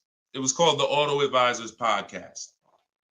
The Auto Advisors Podcast got 10,000 downloads in the first 90 days, which was a great metric for a new podcast. I stopped it. You know why? Because we're in the way the podcast is, and I'm just keeping it 100% with y'all. I'm never gonna stop doing the information, but if people don't engage with the show, then we'll just keep the rebroadcast going. The rebroadcasts are great. I'm 100 for my lifestyle, for my getting the information out. We do tons of free social media videos. I just don't want y'all to be questioning, Dad, why Deshone not doing the live show anymore? Because the live show needs to make sense. I've been telling y'all to share. I look at the shares. I see the people who come regular. I see not a lot of people share. All good. I just want y'all to know that when you can't ask the questions and you got to just do the rebroadcast, that's going to be the reason why. That's really going to be the reason why. Because we can sit back and we can let this live stream go 24/7. I love it. Dolan runs it. It's great. We sell a lot of books throughout the day. People get their questions answered. It's great. If y'all like Deshone, I would really like to ask questions and have the opportunity for my family to ask questions and get their questions answered, then y'all gonna have to show up. Y'all gonna have to show up. It's always been that way. Now, we're gonna have information everywhere for you. Free social media videos, my free masterclass is in my link in my bio. But if y'all want to keep this show going this way live and not just see 24/7 rebroadcast, then y'all gonna have to make sure y'all show up. And if we don't see the likes and we don't see the shares, then it's all good. That tells us everything we need to know. because there's nobody out there doing what we're doing right now. So if it was 20 other people doing these shows, then I understand. We got to make sure we're better than them. There's nobody doing what we're doing right now. So it's up to y'all. All right, so Dolan, let's go. TikTok question. Can I get a new lease with no money down and get the same car payment monthly, turning my lease in soon? But that depends on how good you're going to shop. See, if you got, a lot of people are going to be fooled into this conversation. Car salesman calling them saying, hey, I could get you out of your lease, keep your payment the same, and you'll be good. That's the conversation they're going to go for. Now they're going by 2021 and 2020, well, really 2021 payments, which were the highest in history. And what they're depending on is they're hoping that most people don't ask a question. You already been paying this, you already been paying the high payment. What if I could put you into 2024 for the same price? Meanwhile, those prices that you were paying were ridiculously high. All through the pandemic, most 99 probably percent of people were paying ridiculous payments. That's why I always show Bonita. So when you look at Bonita, Bonita is the one who got one of the most popular vehicles during the pandemic. It was a Kia Telluride 2022. She got it for $600 out of pocket, $600 a month. It was like a 1.25% lease. How? Sitting at home and shopping offers. So to answer your question, don't comply. Your deal is going to be based on how well you shop. And what I'm teaching you to do is to stop going into dealers because 80% of them are overpriced. So you're going to go into a dealer, do your test drive, and then you're going to come home and you need to get at least 5 offers. Now you could do it my way. In my book, I have a strategy called the 25 to 5. We go online, we go to the dealer's websites, we put in what we want, 25 dealers' websites. It's a copy and paste template. Then we have conversations by email because out of those 25 dealers, figure about 10 are going to have a car we want. And then we're looking to get 5 to 7 offers. If you shop the right way, you're not shopping the right way if you don't see a $150 to $200 difference between your offers. You're just not shopping the right way because we know I've helped. Personally, we have about 1,600 people in our car shopping course, in my coaching program, and we probably have about 6,000 people who have my book. That's enough data for us to know when people send me their deals, 80% of dealers are overpriced. What's the message then? If you don't get 5 offers, you're going to overpay. Hands down. Not 3, not 4. Now, some people with Charles, if they're shopping for a really hot vehicle, like Charles got a Palisade a little while ago, he got 10 quotes. So he reached out to 35 dealers. But look what he's paying. $48,000, almost $49,000 vehicle, he's paying $597. And both of those deals were no money down. So if he didn't know how to shop, then he would be paying $700, $800. Some of you may be looking and saying, Deshone, man, I got a Palisade and I pay a lot more than that. Or, hey, but that's going to depend on how you shop. You must get at least 5 offers if you're truly going to see the bottom of the market, because 80% of dealers, 4 out of 5 are overpriced. So certainly you could do deals with no money down. It's not even a question. And don't pay attention to commercials, because what you'll see is neither one of those 2 deals that I just showed you were from a commercial. They'll probably, when you look at what a commercial says you can lease a Kia Telluride for, especially or a Palisade for, especially a $50,000 Palisade, it would be a lot higher than this, and it would be with 1,000 down plus tax plus fees. That's why you can't pay attention to commercials. So that's the answer. Don't pay attention to commercials and get at least 5 to 7 offers. If you do it my way, it's quick. Takes about 20 minutes to contact all the dealers, and then you're using my email templates. Because what you got here, this is very important, you guys that are going to have conversations with dealers by email. You must know how to keep the conversation on your terms. You must know how to keep the conversation moving forward when people ask you, hey, can we get on the phone? Hey, can I get your phone number to call you? Hey, when can you come in? You must know how to have the conversation stay on your agenda. That's why I wrote the scripts. But even if you're not using my book and my scripts, make sure you are committed to staying the course, that you're not getting on the phone, you're not coming in, and that you're going to be shopping from home. Okay? Because salespeople will try to get you to come in. All right, go ahead, Dolan. Shoot the next one up.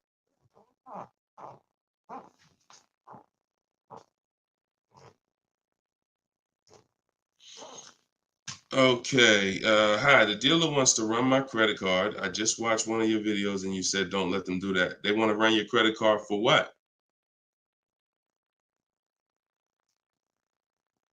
Let's give Bless the chance to type. Are you purchasing something? They want to run your credit card to run your credit? Or did you mean they want to run your credit? What are they trying to run your credit for? I mean, your credit card for. Now, if you have made a deal with somebody, when we make a deal online, oh, you mean running your credit? For what? What's the purpose of you running my credit? And that's not even what the ad. See, when you request your offers, you're requesting your offers by email. And we're always telling them assume tier 1 credit. There's nothing else for us to focus on. What is the purpose? Now, again, let the 80% do what the 80% do. Lie, tell you stuff. You need to have other dealers in your inbox to know. Sometimes people say, well, Deshone, this dealer said, this one dealer said they don't lease. I said, okay. How many other dealers that you talked to said that? No one yet. Okay. When 80% of them say that, that means they don't lease that car. One dealer, they might be having customers come in, don't know what they're doing. Oh, yeah, no, we don't lease. Oh, okay. Well, I guess how much is it to purchase then?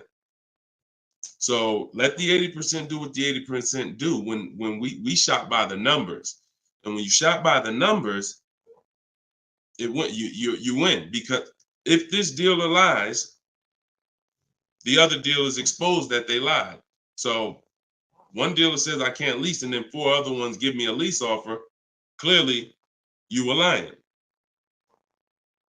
So don't worry about what one dealer says ever. That's why you need to be having multiple conversations at all times. Trying to get my payoff, my car finance. Shoot Jerry's. Can you put Jerry's question up from Facebook here, Dolan? Okay, trying to get my payoff. Thank you, Dolan. My car finance company says contact dealer. Should I contact dealer? What the heck kind of broke leg, half-wit finance company you with if they telling you call a dealer for your payoff? What's the name of the company? What's the name of the company? You got to realize how the banks is in bed with some of these dealers, and you're going to understand that. The dealers couldn't have did Hyundai.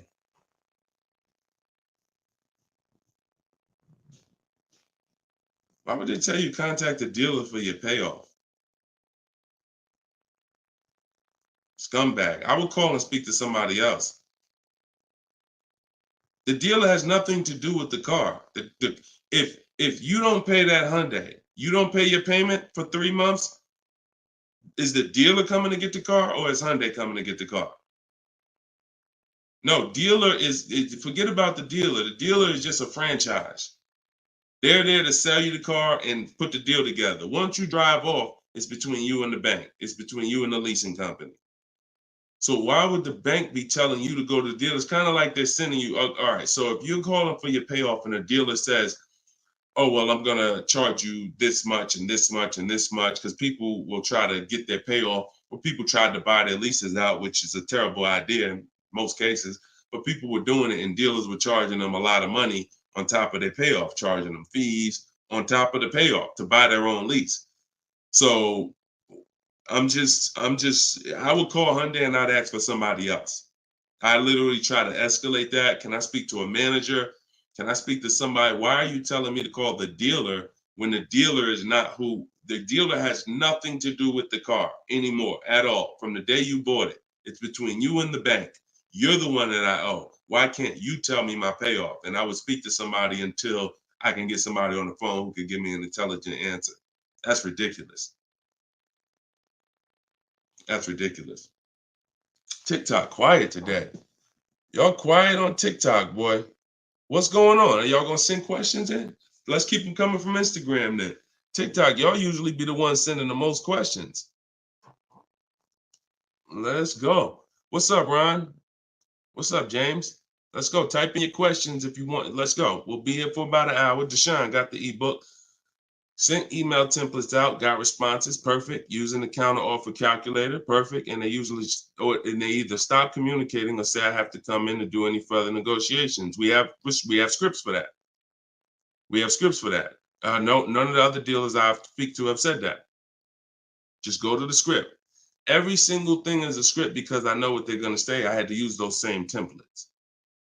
So always keep the conversation. When you make the last counter offer, it's always a question. That counter offer is a question. So now when they come back and say anything, you look for the script that replies to that and keep the conversation moving forward.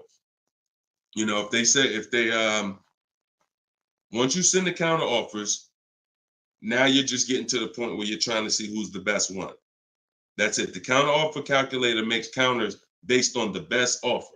So whatever that best offer is, it counters everyone. See, and they may stop communicating because they're already high. So if somebody gives me a 1.1% lease and other people give me a 1.4, 1.5, 1.6, when I counter, I'm countering based on the 1.1. Because once one dealer gives me that type of discount, I know that y'all just choosing not to. That's why if they say, how'd you come up with that number? The script is always, it's a little bit lower than my best offer I have already. So they know you can act like this is the bottom price that you have, but we already have the best offer here. That's why we always put in the offers, and the counter offer calculator creates the counter offer based on the best offer. I don't care if none of y'all reply anymore because y'all already showed me y'all are overpriced. So I'm gonna let you know that based on my counter offer, I know this deal could be done. And if the lowest offer, which may happen, says, look, I don't have no more room, I gave you the best, and I snatched that offer. As long as you got 5, then that's really the bottom. And that's the purpose of the counter offer, is to make sure before you close the deal, you have made a counter to make sure you know where the bottom is. But don't let them respond. Forget it. They probably, oh, he made this low offer. You know you could do that deal, but that's all right. I'll get the car from your competition. All good. All good. All right, next question, Dola. All right. All right. That might not have any other questions. I have an isolated event. Car was totaled. Check getting cut this week. Can I pay to speak with you 30 to 60 minutes for the single purchase? No. No offense. I've been helping groups. You gotta understand, y'all. Look, I have been helping groups buy cars. Look, let me show y'all something, okay? And I'm saying this so y'all understand, right? Since 2021, this is my private group right here. All right. This is my private group. We have 1,400 people in the group. Now, not everybody who joins us in Maps Academy joins the group, because some people just don't come to Facebook. They'll come on my Zoom coaching calls. But this is how I help people one-on-one. Not even one-on-one. This is how, when you see, can everybody see this? I just want to make sure everybody can see this. This is how I work with people. If you're getting my book, you got my book, you got my strategies. This is what we've been doing. Look at the dates. Look at the dates on these cards. All recent. So I don't work with it. It makes no sense for me to work with somebody one-on-one. I don't have to. The people who have been in my group since 2021, we get to the deals, because there's no situation that you're in that's a special situation. I guarantee you that. It doesn't matter. I've had thousands of scenarios. Nothing that you have is special where it requires this special process. Your car got totaled, you need a car, you're going to follow the 7 steps. That's not going to change. If you don't have a car, you can skip the equity assessment. The rest of the 7 steps apply. It doesn't matter. You think you need a special plan. No, you need a plan. And that's the plan that I have in my book or in my group or what I'm answering here. So you can feel free to ask your question. But your situation, this is very common. There's probably 1 million people around the country in your situation right now. Car was totaled, need a car. Common, very common. I know it's like overwhelming for you, not for me though. Super common. Okay, yeah, check your spam, Jerry. Check your spam or your junk folder. All right, Troop Tip. You see that question from Troop Tep on TikTok, Dolan? Unless you got something before that. All right, another one from Instagram. I'm looking to get an electric vehicle, and I'm not one to keep cars. I'm interested in getting a lease, but don't really know how the process works. You must get bids. You must get multiple offers, or you're going to overpay. Electric cars, doesn't matter. Same process. Bid, exotic cars. When you look at, Sean's getting an electric truck. He probably got it already. But he sent me this message, and he was looking at a $73,000 F-150 Lightning. He ended up getting $20,000 off the truck. Now he's buying it. He's not leasing it. So, Taupe had an electric BMW lease. She got a BMW i4 e-drive, $54,000. She got her bids. She ended up saving $8,500 total with the rebates and the discount. She's paying $690 a month for a $54,000 vehicle. So these deals that you're seeing, these are real deals. These are below market deals.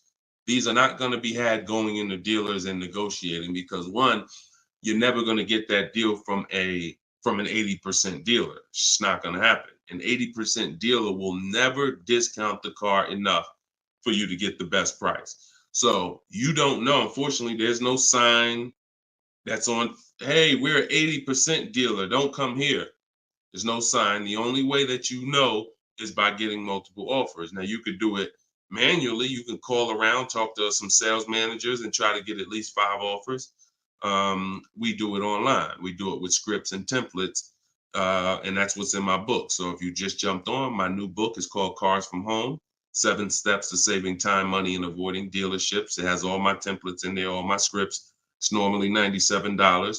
But while we're on, for the next 30 minutes, you can get it for $24 if you get to my link in my bio before the 30-minute countdown is up.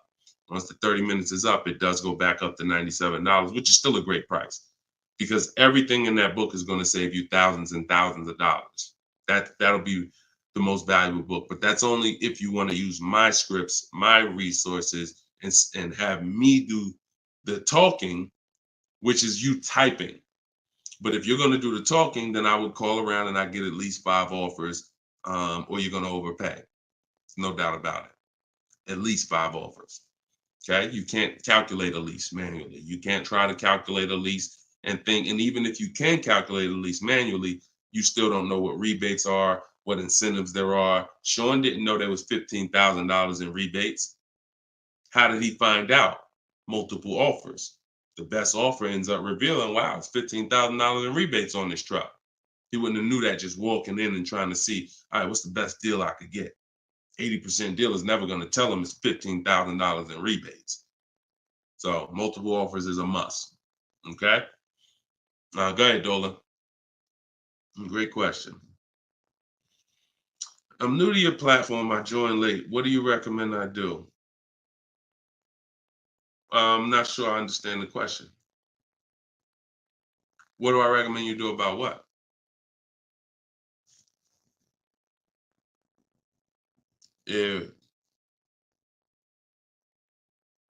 Yeah, Troop Tap. Send a follow-up question to that because I don't really know what you mean by that. What are you're new to my platform? Are you talking about this show? Just be a little bit more specific with your question. Let's see if we can get you an answer. Swagger at Instagram says, I have an S550, still owe 40 grand. I plan on paying it off by summer 2025. Should I trade it for an S63? Run a race and start another race. The whole nother race. So you buy a whole car, spend years to pay it off, throw tens of thousands of dollars at it, pay it off, and then go trade it again and do the same thing over and over again. Next time with a higher price car that you will throw more money at. This is the problem. You don't understand leasing. That's the problem. See, there's no way to make that make sense. You still owe 40 grand on the S550. You're trading in your cars while they're still losing value every year dramatically. This is what we call the depreciation curve. If you've been on the show, you've seen it before. If this is your first time, this is how you understand what's going on with your car. This is the unseen expense. So when you buy that S-Class, it's losing thousands of dollars every couple months. And then you're see, there's three kinds of people. People who get great lease deals. Well, I'm not going to say that. People who lease, people who buy and keep long term, and they keep long term so that they can avoid the depreciation. And then there's people who are stuck in this middle right here. This is 2 years, 3 years, 4 years, 5 years, 6 years, all right here, when your car is losing the most money. So what you do is, see, it has nothing to do with how you paid for it. You can pay cash, doesn't matter. When you take a loan, now you're financing this depreciation and you're losing more. But when you say, all right, I bought this S-Class, now for the next 6 years, it's going to lose tens of thousands of dollars, and then I'm going to turn around and I'm going to trade it. You never get to a point like where you can win for the purchase. See, some of you've been taught paying off the car is the win. No, it's not. Paying off the car is not the win, because if the car is still losing value like this, if this is the way it's still depreciating, and you get rid of it anytime while it's like this, you lost. You lost. The key is to keep the car so where the depreciation starts to look like this. So now, if you were here and you had a 10-year-old S-Class or 11-year-old S-Class, maybe it's worth 10 grand. And maybe a year from now, it's worth 9,500. It's not losing that much value anymore. You outlived the depreciation. That's when you win. That's the purpose of the purchase. There's nothing else important about purchasing because it's expensive. There's nothing else important about purchasing. No other benefits, in my opinion, about purchasing other than I can get to the point where I get here. I can pay off the car. What does that matter? It's still depreciating. I'm losing thousands. Now I'm gonna go trade it in, and I'm not gonna get anything for it because I'm replacing the car in its deepest depreciation phase. And I just haven't learned about leasing. I was taught not to lease. So that money you're tying up, when we were in Mercedes, a great deal on an S-Class. A great deal on an S-Class would probably be, they did them a couple times a year, probably could get one for about 13 and change. That was like a great deal, right? So 13 and change, you're talking, dividing that into the MSRP, which was about 110. You're talking, okay, 1.2, 1.25, 1.3% lease on an S-Class, great deal. Now, y'all know I always teach the steal is under 1%. You're really not going to ever see an S-Class lease under 1% unless they just really want to get rid of them, but that's really never going to happen. 1.2, 1.3, 1.5 is the max. You're paying too much for a car you're leasing. But I want to give you a scenario. At $1,500, you're still under what you're paying for your car. See, because if I walked in and I wanted to lease a brand new S-Class, if I lease it and I'm paying $1,400 a month, then I'm driving a $115,000 vehicle, right? Now, if I decide I'm gonna buy that same $110,000, $115,000 vehicle, every $1,000 is about how much per month, everybody, if you know. Some of you seen the video, some of you talk. Every $5,000 on a that you're going to borrow on a loan is about how much per month? $100. Exactly. So when you look at a $120,000 vehicle, 115, that's a payment of $2,300 a month. No money down. See, we don't talk money down because money down confuses you. In a lot of cases, it confuses you. When you look at the deal with no money into it, no money, now you can start to see how much money you've kind of been missing. Evaluate the deal with no money. Then you choose to put money down if you want, but you evaluate it with no money. So now you got a brand new S-Class, great deal on a lease, $1,400 a month. You gotta buy that to purchase the same exact S-Class, $2,300 a month. And then you get people who might be like you, who say, you know what? I ain't gonna get a new one. You haven't learned about leasing yet. You say, I ain't gonna get a new one. I'm gonna get a pre-owned one. I'm gonna get a pre-owned one. And you look to get, instead of paying $115 for a brand new one, you look to get it for somewhere probably around 70. You look to get it for somewhere around 70. Every 5,000 is $100 a month. What's 70,000 cost on a payment, y'all? Every 5,000. So you're talking 50 grand, another 20, that's 400, that's 1,400 a month. That's 1,400 a month. So put these numbers together. Great deal on a brand new S-Class. 1,400 a month, leasing it. Great deal on a brand new S-Class, buying it. 2,400 a month, no money going into these deals. Great deal on a used S-Class, 70 grand, 1,400 a month for 5 years. Now here's where we jack it up. Oh, well, I'll just put some money down. I'll put like 15 grand down. I'm gonna take a 6-year loan, God forbid, 7-year loan, stretch the payment out, try to get that payment around 1,000 a month. You don't realize you can't change the numbers by putting more money into it. That doesn't change the actual overall. If 15 grand comes out of your pocket up front, that doesn't change the fact that of the numbers. That's why I break down the scenarios with no money down going into them. So what I would say, if you need to decide if you're going to keep the S-Classes long term, then you should be buying them. If you're going to keep them 8+ years, then you should be buying them.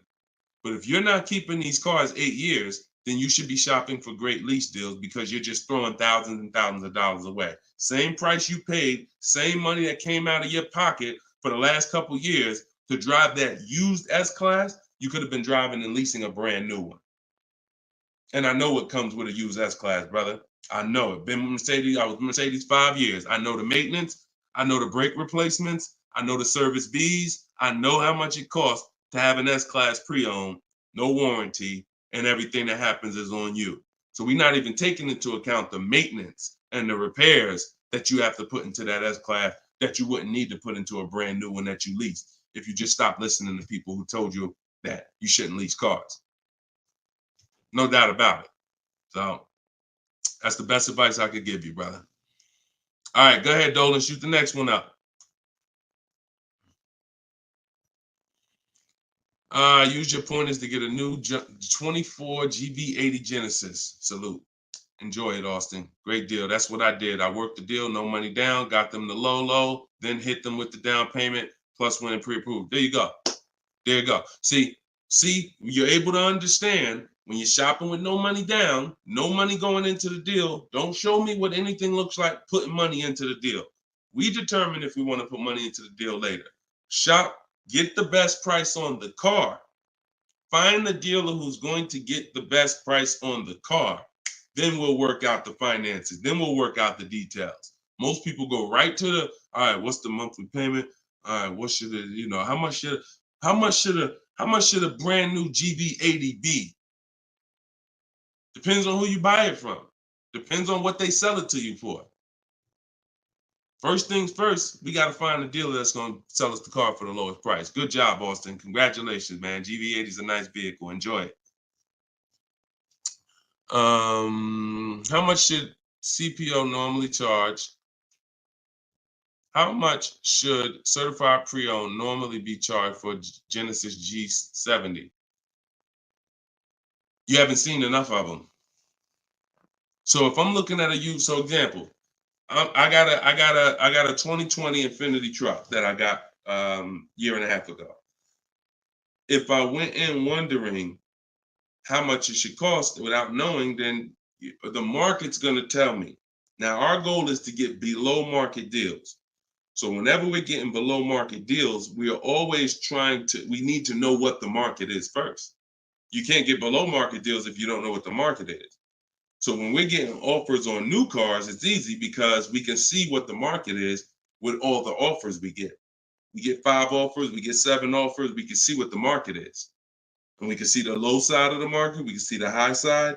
You got to do the same thing with used cars. And you go on every marketplace, we use 8 of them. We use cars.com, Driveway, Carvana, CarMax. Some people say, oh, CarMax is, if they're, listen, I don't care if CarMax is overpriced 90% of the time. The 10% of the time that they're not, they're going to be in the runnings. You know, it's like Best Buy. I know Best Buy is going to be overpriced for electronics 90% of the time. But when I needed to get an iPad for my wife, Best Buy had the best price. So if these people need to be in the runnings or you're going to overlook some savings. So yeah, we'll look at, CarMax, Driveway, Carvana, Carfax.com, Cars.com, Auto Trader, Car Gurus, eBay Motors. So we're looking everywhere there used cars. And then we're going to look and we're going to sort by lowest price to highest price to see where the low side of the market is. Then we do our narrowing down. I need to know what the low side of the market is. If it's 24, if it's 4, when I was shopping for my truck, the low side of the market was 30 to 31 to 32. That was the low side of the market. So when I saw it and I narrowed it down based on Carfax. This is how we narrow it down. This is my system. All in my book, all of what I teach, all of my live shows, this is our system. Narrow it down by title history, then service records, then accident history. Then we need to check the original MSRP. Can't get a good deal on a used car without knowing the original MSRP. How you gonna do that? Who's bought a used car in their life? Type the letter U. If you bought a used car in your life, type the letter U in the comments. Anybody who's bought a used car, type the letter U.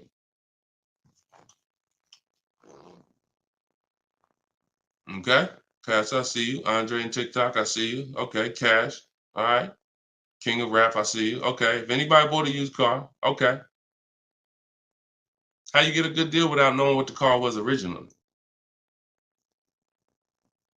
I gotta tell you, I'm the bad news first person.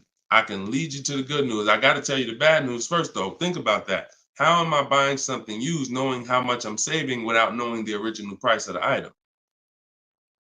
2 reasons. 1, I need to know the original price to know what real discount I'm getting. 2, I need to know what's in the car. So when I narrowed it down to I had 4 Infinities that I had narrowed it down to. They were all white. They were all asking between like 31 and 32, similar price range. This is where we get in trouble at. I pulled the original window stickers of the cars. I see that one of them brand new was 46. One of them was 48. One of them was 52. And the one I got was 54.5, brand new. So I'm able to see the discount percentage. In my book, I call this the true value percentage. This is all that matters when it comes to price. And once you do the check and make sure it's a good car, title history, service records, accident history. Okay, now it's time to get to the money.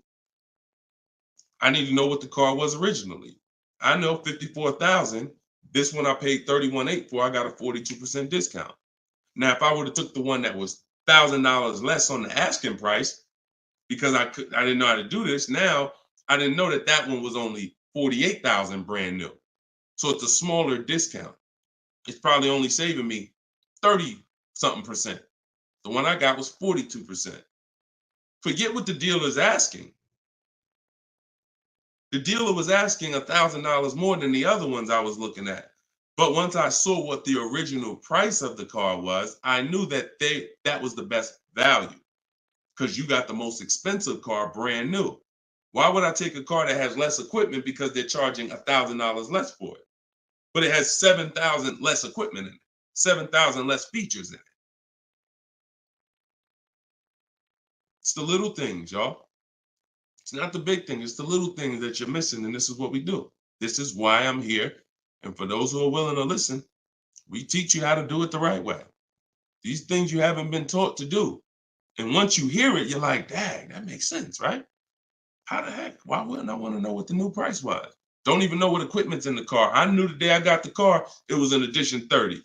I saw the original window sticker, remote start, all these features, backup cameras all around, black mirrors. I saw all of that because I got the original window sticker. These are the things you must do. And the last thing we do is we verify there's no bogus fees before we go to the dealer.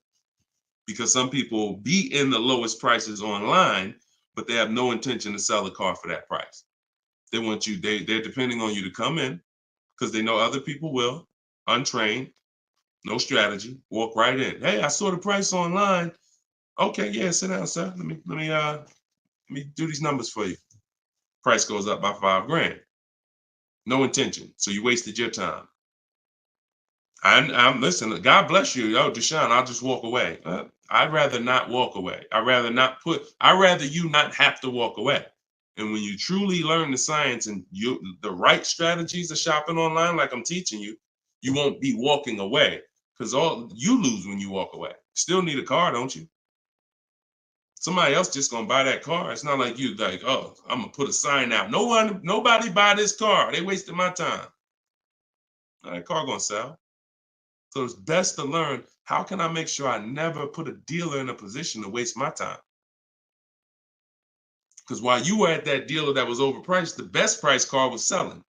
Because the best price cars don't wait online. They 24, 48 hours, they're gone.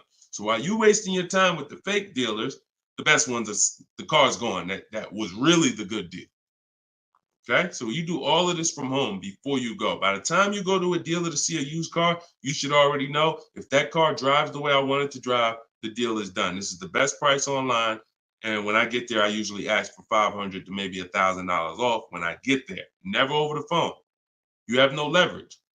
Why would I call a dealer that I know, I've done my research, you got the best price car in the market, and call them and say, hey, could you take off another $1,000? No, there's no leverage there. You make sure there's no bogus fees. Then we go. We're there. We test drive. I like the car. Could you do another 500, 1,000? If they say no, you know they're honest. Hey, I don't have a room. Oh, hey, I just put the car online 2 days ago. Like, I haven't even given it a chance yet. I understand. I'll take it. See, you got to know when a deal is in front of you. And that's the problem. You don't have enough information to know when a deal is in front of you. So you're going to hesitate. And you're going to walk away from a deal because you think, oh, nah, dude don't want a deal, man. I asked him to take off $2,000. You can't take off $2,000. You didn't do your research. Because dealers use a tool called vAuto. They know where their car is priced in the market.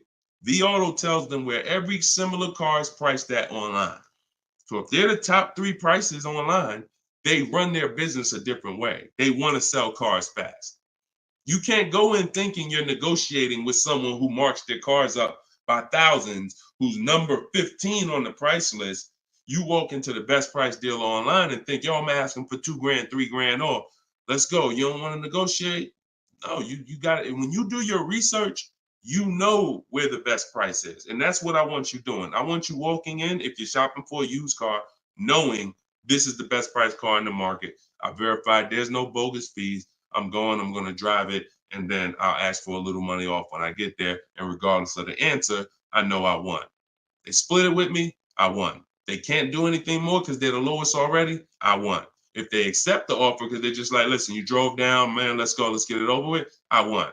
Either way, I win. That's the name of the game. Thanks, Austin. I appreciate you, man. Go ahead, Dolan. Next question. Okay. Casa Day, could y'all keep, if y'all gonna spend some time with us on TikTok, can y'all tap the screen and just run the likes up for us so we can get TikTok, so we can make sure TikTok knows we're doing something big over here.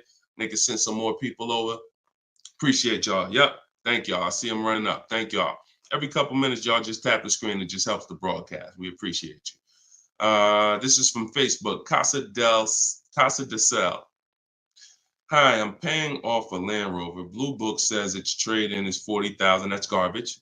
So throw that out the window. Blue Book is trash. Blue Book is a marketing website.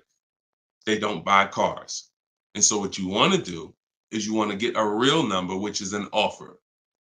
Your car is not worth what an algorithm says it's worth. Your car is worth what someone's willing to pay you for it today. So you want to go, this is part of our process. We call it equity assessment. There's 7 steps in my book. Once you decide leasing versus buying, that's step 1. Most important question is, am I going to lease or buy? Because you can't get a good deal on a purchase if you should have leased. No way. If you were supposed to lease, because you don't keep your cars 8 years, but you bought, you have a horrible deal. You're going to lose it depends on the price of the car. You'll lose over 10,000 on a higher price car. You probably lose 4, 5, 6 grand on a lower price car, at least 4 grand, 5 grand. So that's step 1. Now, once you decide that, we move to step 2, which is the equity assessment. Equity assessment is any vehicle we have, we need to assess if there is equity in it or what the equity is. And it's based on offers. So when you go to Kelly's Blue Book instant cash offer, not KBB, not Blue Book, instant cash offer, Kelly's Blue Book, you're going to see that Kelly's Blue Book led you astray. In most cases, telling you your car is worth $48,000. Because this is when we begin to expose that Kelly's Blue Book was a marketing website and they would tell you anything. Kelly's Blue Book is owned by autotrader.com. What they began to do maybe 7 years ago is they begin to buy cars. So they didn't just give you there was a little button on here that says, we'll make you a cash offer. And I would do this with people in the dealership when I was there. They would come in and say, hey, Blue Book said my truck is worth $48,000. I said, oh, really? Well, and I explained to them that Kelly's Blue Book is an algorithm site, but they do have this feature where you can click a button and you go through a nice 5-minute appraisal and they'll make you an offer themselves. So now let's go through this and let's find out what they're going to offer you. And you go through the 5-minute appraisal and they make you a cash offer, and it's usually $2,000 to $3,000 less than what they told you your car was worth. So they'll send you into a dealer fighting for a number that's not real, and you're looking unresearched, unaware, walking out saying, oh, well, I know my car's worth 48. So that's why we don't use them. And again, the offer you're going to get is from them. So it's not even like, well, oh, we don't use Kelly's Blue Book. And then, no, we use Kelly's Blue Book, the instant cash offer tool. And you're going to use that. You're going to use CarMax. You're going to use Carvana. You're going to use Driveway. You're going to use AutoNation, Sell My Car. And you're going to use Car Guru, Sell My Car. And this will take you about 20 to 25 minutes. You're going to get 6 offers because everything we do is a bid. And then you'll know what your car is really worth. That's the first thing. Before you think about what you're going to replace the car with, let's get the real most money for your car. Equity assessment. So do that first. Okay? Yeah, Kelly's Blue Book is trash, but not the instant cash offer tool. But yeah, we would be sitting there and the person will have their printout, like a number like that, 48,000. And then we go right through it and they're like, oh, wait, now they only offer me 45. Yeah, right? So if the people who told you your car is worth 48 is only offering you 45 for it, what does that tell you? Oh, go back to that site that they offered you 48. You see all those banners, see all those marketing banners and ads? Yeah, that's why they need millions of people to come there to have that make sense for them. All right, go ahead, Dolan. Next one. Right. This one's TikTok. Can I get advice on walking in a dealership with a check in hand strategy? Don't walk in with a check in hand. 80% of deals are overpriced, Andre. You can walk in with a check in your hand. If you get somebody who's really good, they're going to take the check. And that's the mission. Get that check out of your hand into our bank account. And if you're dealing with an 80% dealer, you lost. See, again, I'm giving you boundaries so that you can understand. If you break the boundaries, if you choose to go over the boundaries, that's fine. But I've been doing this for a very long time, and everybody that knows me, everyone that's close to me, be it here in New Jersey or be it in my group, they know that I'm the person who helps you save the money on cars. I would put my money against anybody that I'll get a better deal than you. Now, if you're shopping, I wouldn't put my money against any of my people who learn from me. Anybody that learns from me, I wouldn't bet that I could get a better deal than them. If we got the same time frame, we're gonna get about the same deal. But somebody who has no strategy, just shopping, going into dealers, I'll put any amount of money. I bet you $1,000 today that I get a better deal than you without even leaving my house. So I want you to be in that position because you don't know who you're dealing with. If you're in an 80% dealer, they knock off $3,000 for you, $5,000. You think you won? Look.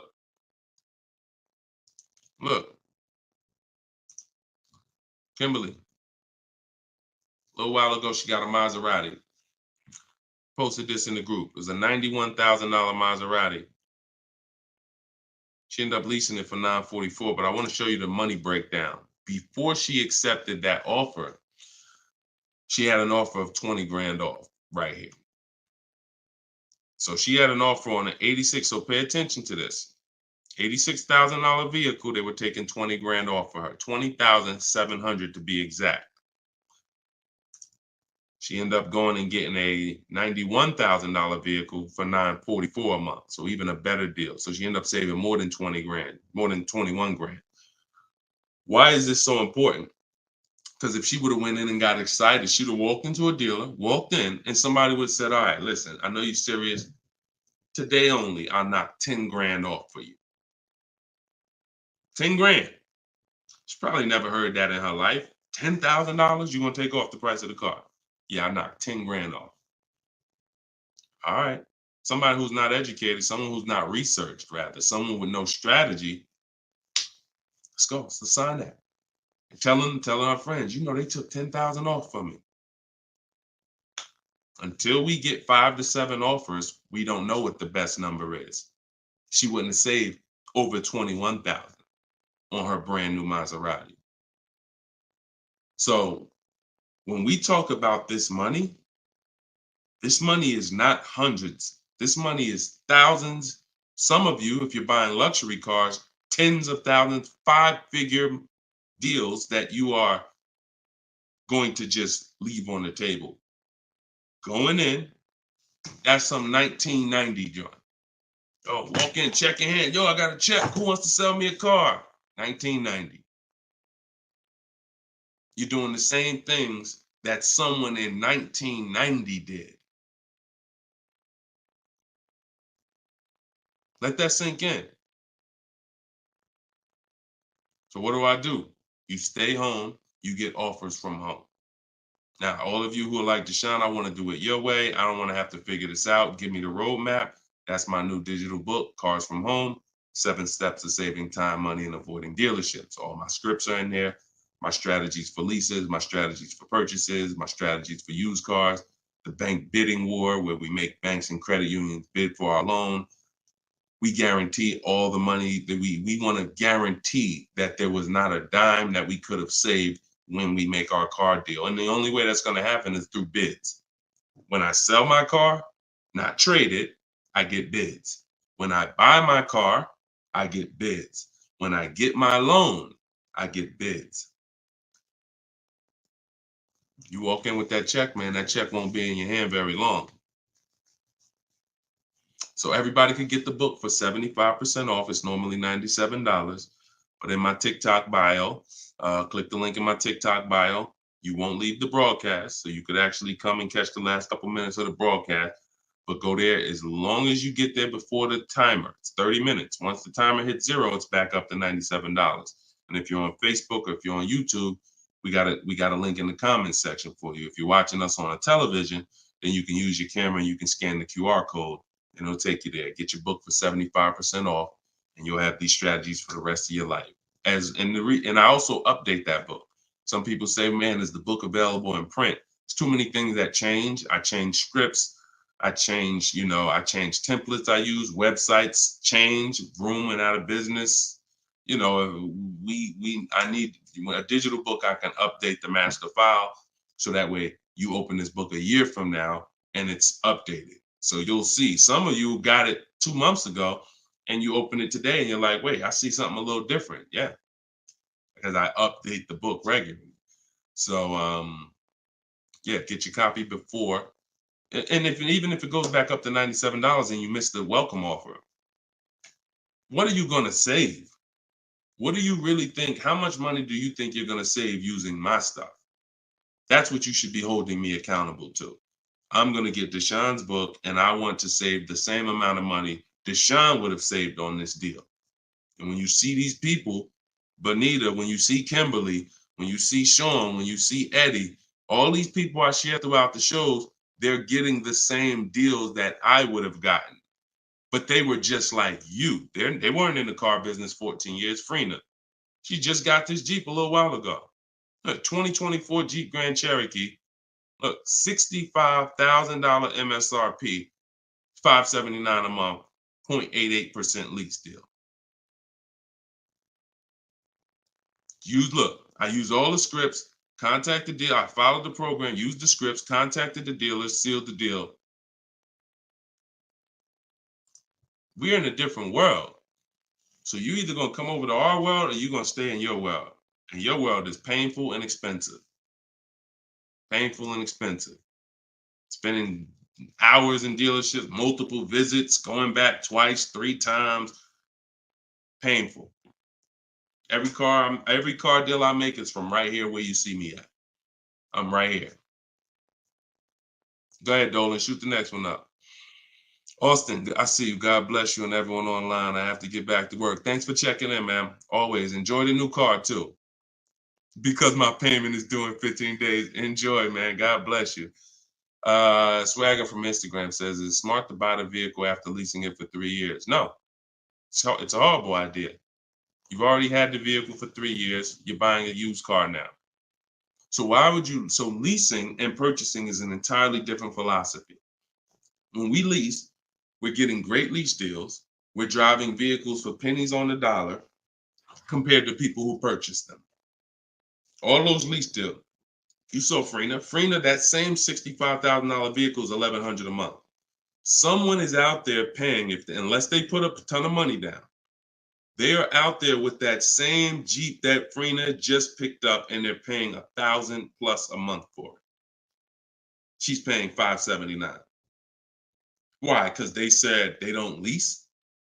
Well, you go ahead with your non-leasing stuff and pay double what I'm paying.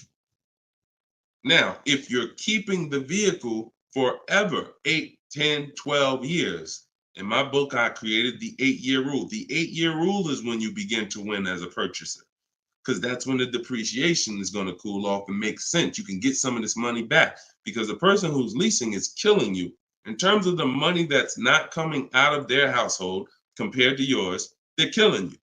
So you now need to try to catch up one day. And if you catch up, the only way you catch up is you keep your car until the depreciation cools off 8 years, 9 years, 10 years, 12 years. And that's where you win. You can't do that with a lease. But keeping your car 6 years or 7 years is not anywhere near enough time for you to catch up to a person who leased and got these great lease deals. Because you're paying for the whole car. New car, used car, doesn't matter. A new car, you're paying thousands more than a person who leases. A used car, over 8 years, you're paying about the same money as a person who leases for a used car. So by the time you go and replace that car, if you kept it 8 years, your car's already 11, 12 years old, 13 years old. Person been leasing, been driving brand new cars. So there's no comparison. It's great lease deals are here, long-term purchases are here, and everyone stuck in the middle is just losing thousands and thousands of dollars. I'm sorry to tell you, but if I don't tell you, no one's going to tell you. You buying cars, trading them in 4, 5, 6, 7 years, when they're still depreciating heavily, you're losing compared to people who purchase and keep long-term and people who get great lease deals. You're losing thousands. If you buy your lease, now you're switching and saying, okay, why do I want to buy a used car now? Because that's all buying a lease is. Let's take let's take the aspect out of it that complicates it. When you are buying your lease, you're buying a used car. That is it. Except you don't have to go search for it. It's right there in your driveway already, and that's the only difference. So what makes you say I'm going to stop leasing to buy a used car? You'd have to be saying I'm ready to keep something long term, 8, 10, 12 years. So if you're ready to keep something long term, then buy it. Because you're going to need to be committed to keeping it long term because you've already been driving it for 3 years. You've already been driving it for 3 years. So where are we actually going? You're going to look up in 3 years, 3 more years, and you're going to say, Dad, I had this thing 6 years now. Now, if you're like most people who buy their leases out, you're going to take a 6-year loan. Because in order to get a comparable payment to what you were paying for your lease, you're going to need a 6-year loan. So now you're going to look up that, just so you know, 6-year loan plus the 3 years you leased it, that's 9 years. Same car. Same car. So you're paying on the same car for 9 years. And then you look up in 3 more years and you're like, man, you know what? I'm ready to get out of this. Still got 3 years of payments left. Only scenario where you can pay on a car for 6 years, turn around and still have 3 years of payments left is when you bought your lease. Makes 0 sense. Makes no sense. Unless you're keeping forever. That's a different story. You want to keep it till the wheels fall off, then buy the lease. It's the only way it's going to make sense because you're paying so long on a car, the same car, you better be keeping it long enough to have it make sense. And that's not 5 more years. Your loan ain't even paid off in 5 more years. Buying your lease is a horrible idea for most people. Horrible, horrible, horrible idea. And it's just because what you don't want to shop. You don't want to shop. You don't want to get in the market. Old strategies, you're scared. New way, sitting at home, get bids, let the deals come to you. Because that's what I see. I saw tons of people buy their leases for the last 3 years because they were just scared to shop. Oh, it's not now here. I don't want to. We've been making deals since the pandemic. Deals been out here for people who shop and know how to get deals. So unless you're changing your whole philosophy, I'm stressing to you how bad buying your lease is. All right. This one's Instagram. If I'm searching for a car, but I want a specific trim, should I search the entire market for only that car and the trim level I'm looking for? If I want a specific trim, that's the reason why I use the 25-5. 25-5 strategy in my book is what we do for new cars and leases. Because when you walk into 2 dealers, it's another reason about not shopping this limited way anymore. If you're shopping from 2 dealers, all you have is what they have. If 2 dealers don't have the trim, you ain't got nothing. When we reach out, we're connecting with 25 dealers online. So if that car is out there, I'm giving 25 dealers. I'm shopping out of 25 dealers inventory. So if no one has it out of 25 or only 1 or 2 have it, now I know that car is just super rare. Or maybe it's about to sell out. Maybe it's like that happens sometimes where like the 2024s are all gone, but the 2025 haven't come in yet. There's only a few 2024s left. But yeah, I mean, we shop wide. We shop wide. Several people who are learning from me and you're getting deals, they drove. A lot of those people that I showed you throughout the show, they drove 45 minutes, an hour and a half to get to the vehicle when they're picking it up. Look at Sean. Sean specifically And this is how important. I'm gonna let someone else tell you why shopping this way is the best. Because he said, look, he saved. I said you're saving over 20 grand with the discount and the rebate. But the only way to know is this the best deal is to compare to the other offers. Because again, I don't know if you could look. I sold a Maybach back in 2015. It had a $20,000 rebate on it. So I don't know if the rebates is 15. What if they got a $20,000 rebate on that? Now that was a $240,000, $260,000 vehicle, but still, you just never know. So I said, if you're going to compare it, you're going to compare offers.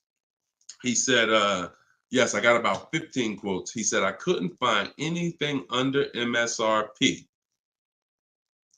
He ended up expanding his search to 150 miles to find this deal. So he's driving probably 100 miles somewhere. I doubt it's all the way 150 miles, but maybe he's driving 100, 120 miles. But look what he's saving, 20 grand. So we don't do local because you only buy your car once every couple of years. So you buy your car from who makes you the best offer. You service your car from where it's the most convenient. Yeah, we drive to get our deals because most of the time the dealers that are near you, they feel like they own you anyway. So when they see the zip code, they think, oh no, we don't have to make, this person's local. This person's 20 miles away. No, we're not gonna do nothing crazy. But when those people who are 100 miles away from us see us pop up on their computer, and they're like, oh wait, we could take a deal from our competition. All right, let's do this. Sometimes they'll beat the deal that your own local dealer won't get. Your local dealers are charging you the most money. Local dealers are hands down, most of the time, charging you the most money. Everybody close to you, because they just like you close. You ain't gonna shop. The statistics show you shop 2 dealers before you make a deal. That's what the statistics show. Look. Right here. Let me show you something. When I tell you, look, no offense, I wouldn't be trying to help you if I could, but I got to keep it real to you. This is all stuff we know about you. Look, how many dealers does the average person visit before buying? 39% future car buyers plan to visit at least 3. They won't, because the actual statistics show 4.2 websites a person visits, and then it's 2. It's actually 2. Hold on. Let's see where it's at. Only 1 in 3 potential. The answer's 2. I ain't got to tell y'all. People say, oh, I plan to visit 4 dealers. You ain't visiting no 4 dealers. You're going to get tired. Time you get to the 3rd one, you're going to be like, okay, this is getting old fast. I think we could get it over with. 2 is the answer. So if the industry knows that you visit 2 dealers before you make a deal, why would I give you a great price? So when you're using what I'm telling you to use and you're sitting at home and you're talking to 25 dealers, you have 25 dealers in your inbox. When you're sitting at home and you're looking at all the used car market in a 150-mile radius of you, oh, now you're not the normal shopper. The normal shopper is going to get the normal deal, market value or over market value. That's what normal shoppers get, depending on how bad you are, over market value, depending on how unaware you are. But market value, over market value. That's normal. People with strategy, multiple dealers getting bids, below market. That's the difference. We shop wide. This local is dead to us. Local is dead to us, and it should be dead to you. I want you to kill it. All right? Kill that whole mindset. I don't need to buy my car locally. I'll drive into the next state. I remember Shonda last year, California, she bought a Volvo and she said to Sean, she's in our group, she said, everybody in Northern California, she said, my best deal, I think she was saving like $3 grand off MSRP. And she's like, but it's a dealer in Southern California though, that's taking like $6 grand off of me with my Costco rebate. I said, okay, what you gonna do? She said, I just bought a plane ticket, $79. I said, there you go. That's what I would have did. That's a sweet plane ride. I'm taking a plane, $79 to save 3 more grand than my local dealer was gonna give me up here. Sweet plane ride. So local's dead to us. We go where the money is, and we enjoy that ride home. Nothing like driving home for an hour knowing you just saved a ton of money. So that's it, y'all. We've been on for about an hour and 15 minutes. We like to keep these shows right around there. In my bio, I do have the link to when I'm going to be live next. So I'll make sure that, as long as we keep doing these live shows, again, it's going to be up to you guys. If you guys continue to show up, if you guys continue to tell your friends, then we'll keep doing the shows. But if not, we can certainly do the broadcast, because the broadcast, people get value out of them. So we've seen it, for the last 3-4 weeks since we've been testing this, we've seen people get value out of the rebroadcast. So what's the point in Deshone coming live regularly if people are going to sit and watch the rebroadcast? So, but if y'all going to tell people when we live and bring people and share, then certainly we'll keep the live shows going. But the entire show is sponsored by my new digital book, Cars from Home. So if you want everything I teach in one place, you got it right there. We don't hold back on this show. We don't hold back in my social media videos. That's why they're, thank God, continuing to, be seen by millions of people. But that's for different types of people too. So whenever you're navigating all my social media videos and you're trying to piece it together, some stuff is in there for high mileage drivers. Some stuff is in there for used cars. Some stuff's in there for leasing. Some stuff's in there for negotiation. Some stuff's in there for how to format your deal. So you're trying to piece all this stuff together. If you say, Deshone, I want this all in one spot, step by step, that's my new digital book, Cars from Home, 7 Steps to Saving Time, Money, and Avoiding Dealerships. And you can get it for 75% off in my TikTok bio, in my Instagram bio, or in the comment section on Facebook and YouTube. Also in my bio is a link, and we'll put one in there in the comment section as well, is a link to my masterclass that I did. It's called Everything You're Doing Wrong Buying, Selling, and Leasing Cars. So that's an on-demand class. You'll need about an hour. We go very deep on leasing versus buying there with scenarios. And I go over 23 mistakes that most of you are making. And, if you're going to really save money on your next car and every car, you're going to need to stop making those mistakes. So that is in my TikTok bio and my Instagram bio as well. And you can certainly just get in where you fit in. I make the information available. Get it how you want it. Just get it. All right. I'll see y'all on the next show. God bless you.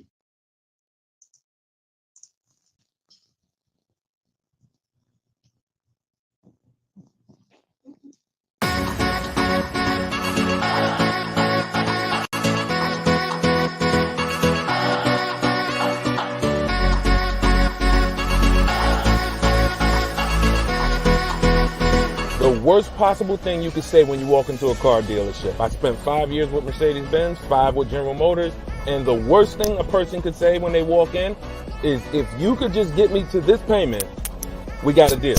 So your loan's probably still like 19, which means you got to pay to get out. You're upside down. It's called negative equity.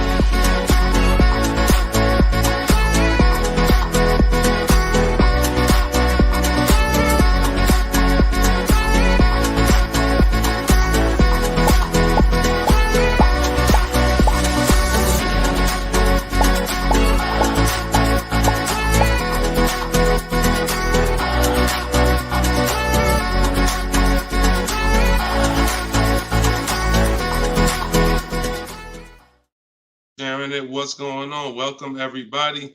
This is episode 9 of Car Shopping Questions and Answers. I'm your host, Deshone, publicly known as Deshone the Auto Advisor.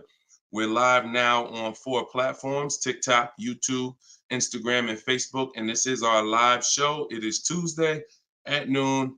We do these shows throughout the week to make sure when you are ready to get car shopping information that no one else is going to give you, you know where to come for it. So you guys can start typing your questions while I take care of the housekeeping. We have Dolan in the background who'll be bringing your questions in. Shout out to the people running the likes up on TikTok. Appreciate y'all tapping the screen. I'm the author of the new digital book, Cars from Home, 7 Steps to Saving Time, Money, and Avoiding Dealerships. And I feel it's only right to start this show with 2 reports I got, which were great. I had somebody write us and talk about the deal they got on this 2024 Mazda CX-90. MSRP was $44,820. They got a $6,500 discount from home. Shout out to you, Tiffany.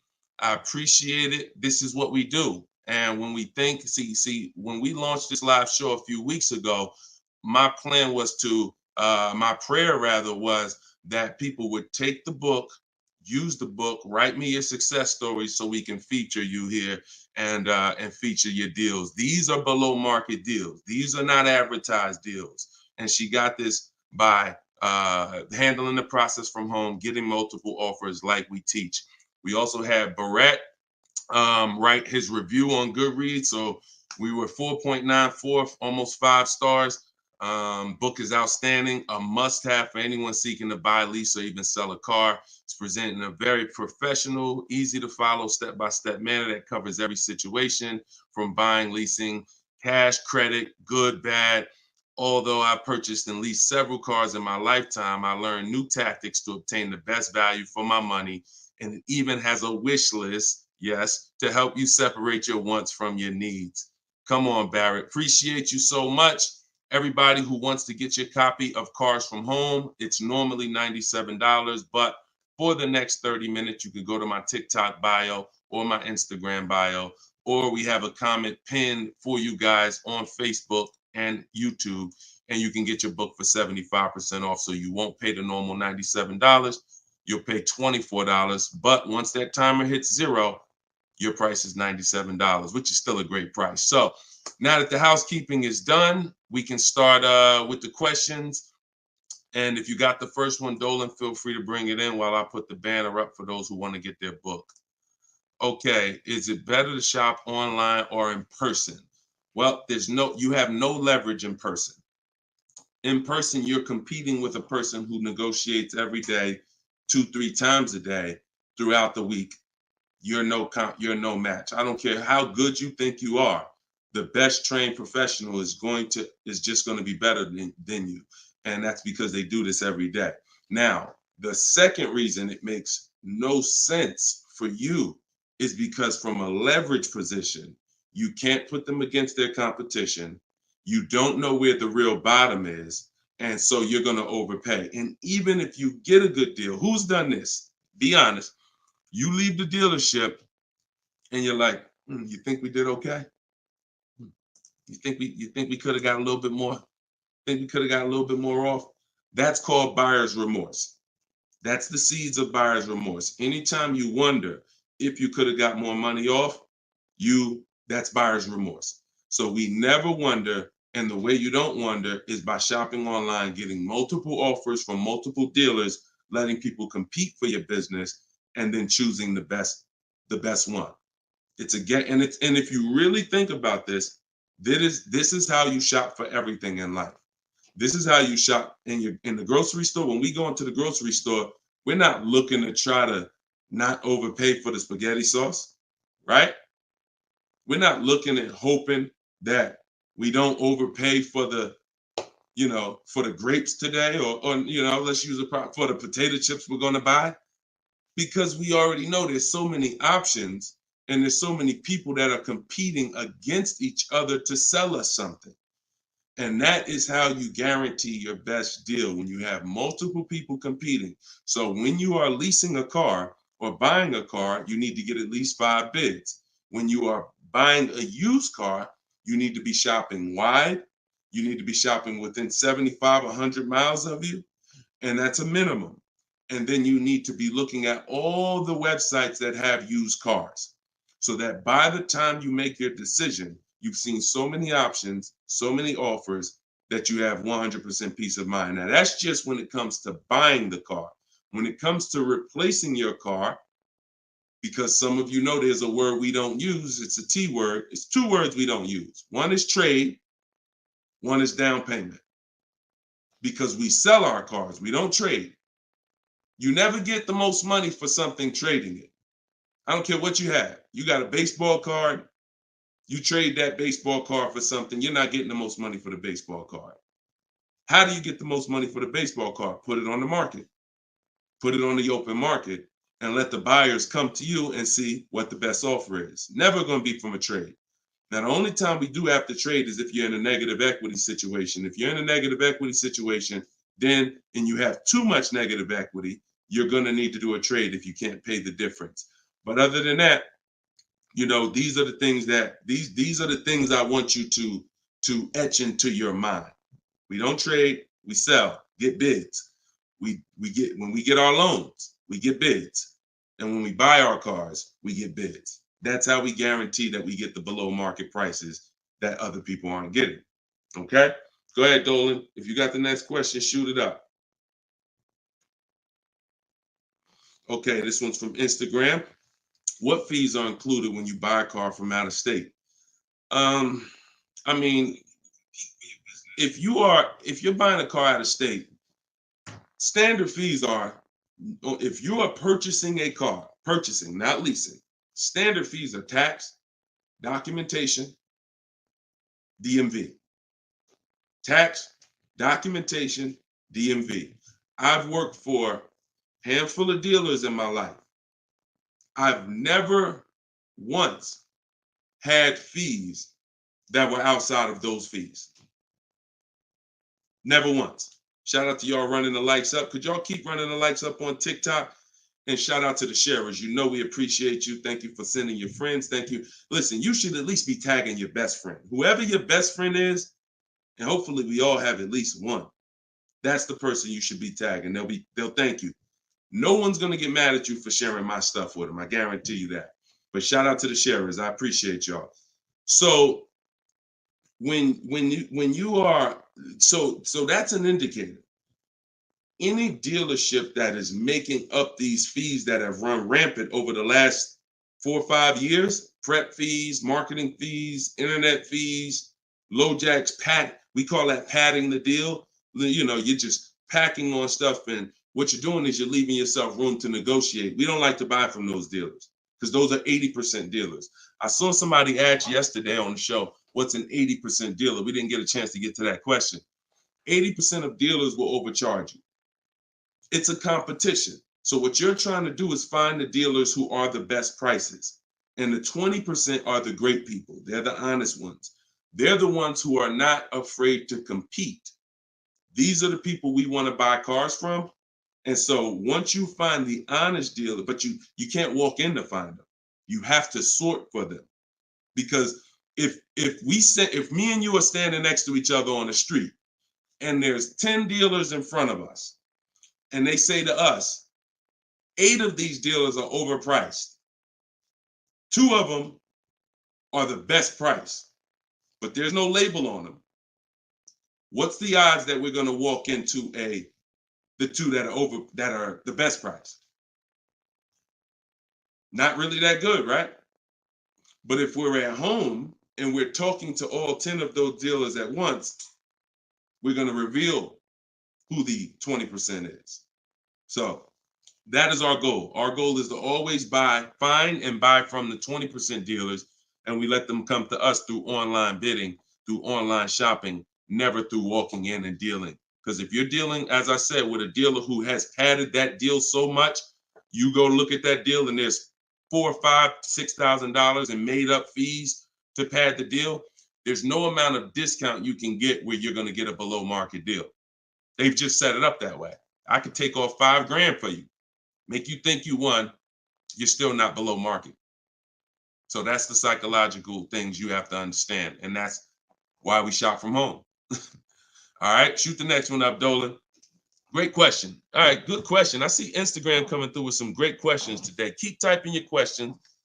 TikTok, if my lease is expiring, can I go finance a new car? Is there equity in my lease? Well, the first thing you need to do if you decide, well, first of all, you got a little switched up there. It sounds like you're trying to go from a lease to a finance. That's not usually normal. What's normal is you go from a finance to a lease.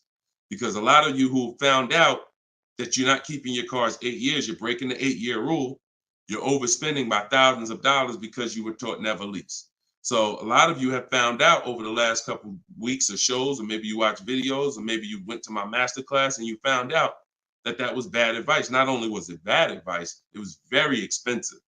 It has cost you more money than you should even calculate. It doesn't do you any good to calculate how much money you lost not leasing when you're not a long-term person. But that's the more common path, finance to a lease. To go from a lease to a finance is a different mindset. You go from getting cars, paying a very small amount to drive brand new cars, and then transitioning to a finance. So first step, my process is 7 steps. The first step is always to choose leasing versus financing. Good. Thank you, Mr. Silva. I appreciate you. Shout out to everybody tagging on TikTok. Appreciate you. That's the first step. I call that the most important question. So for everybody's on here who's car shopping, if you're car shopping now or you will be in the next 12 months, type me in the comments. Everybody who is car shopping right now, or you're going to be car shopping in the next 12 months, type me in the comments.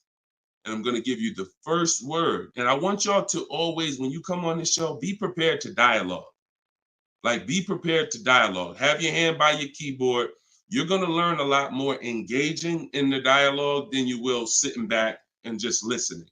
Active learners learn better than passive learners. Okay? So now, all of you who said me, I want you to ask yourself, how many years are you keeping the next car?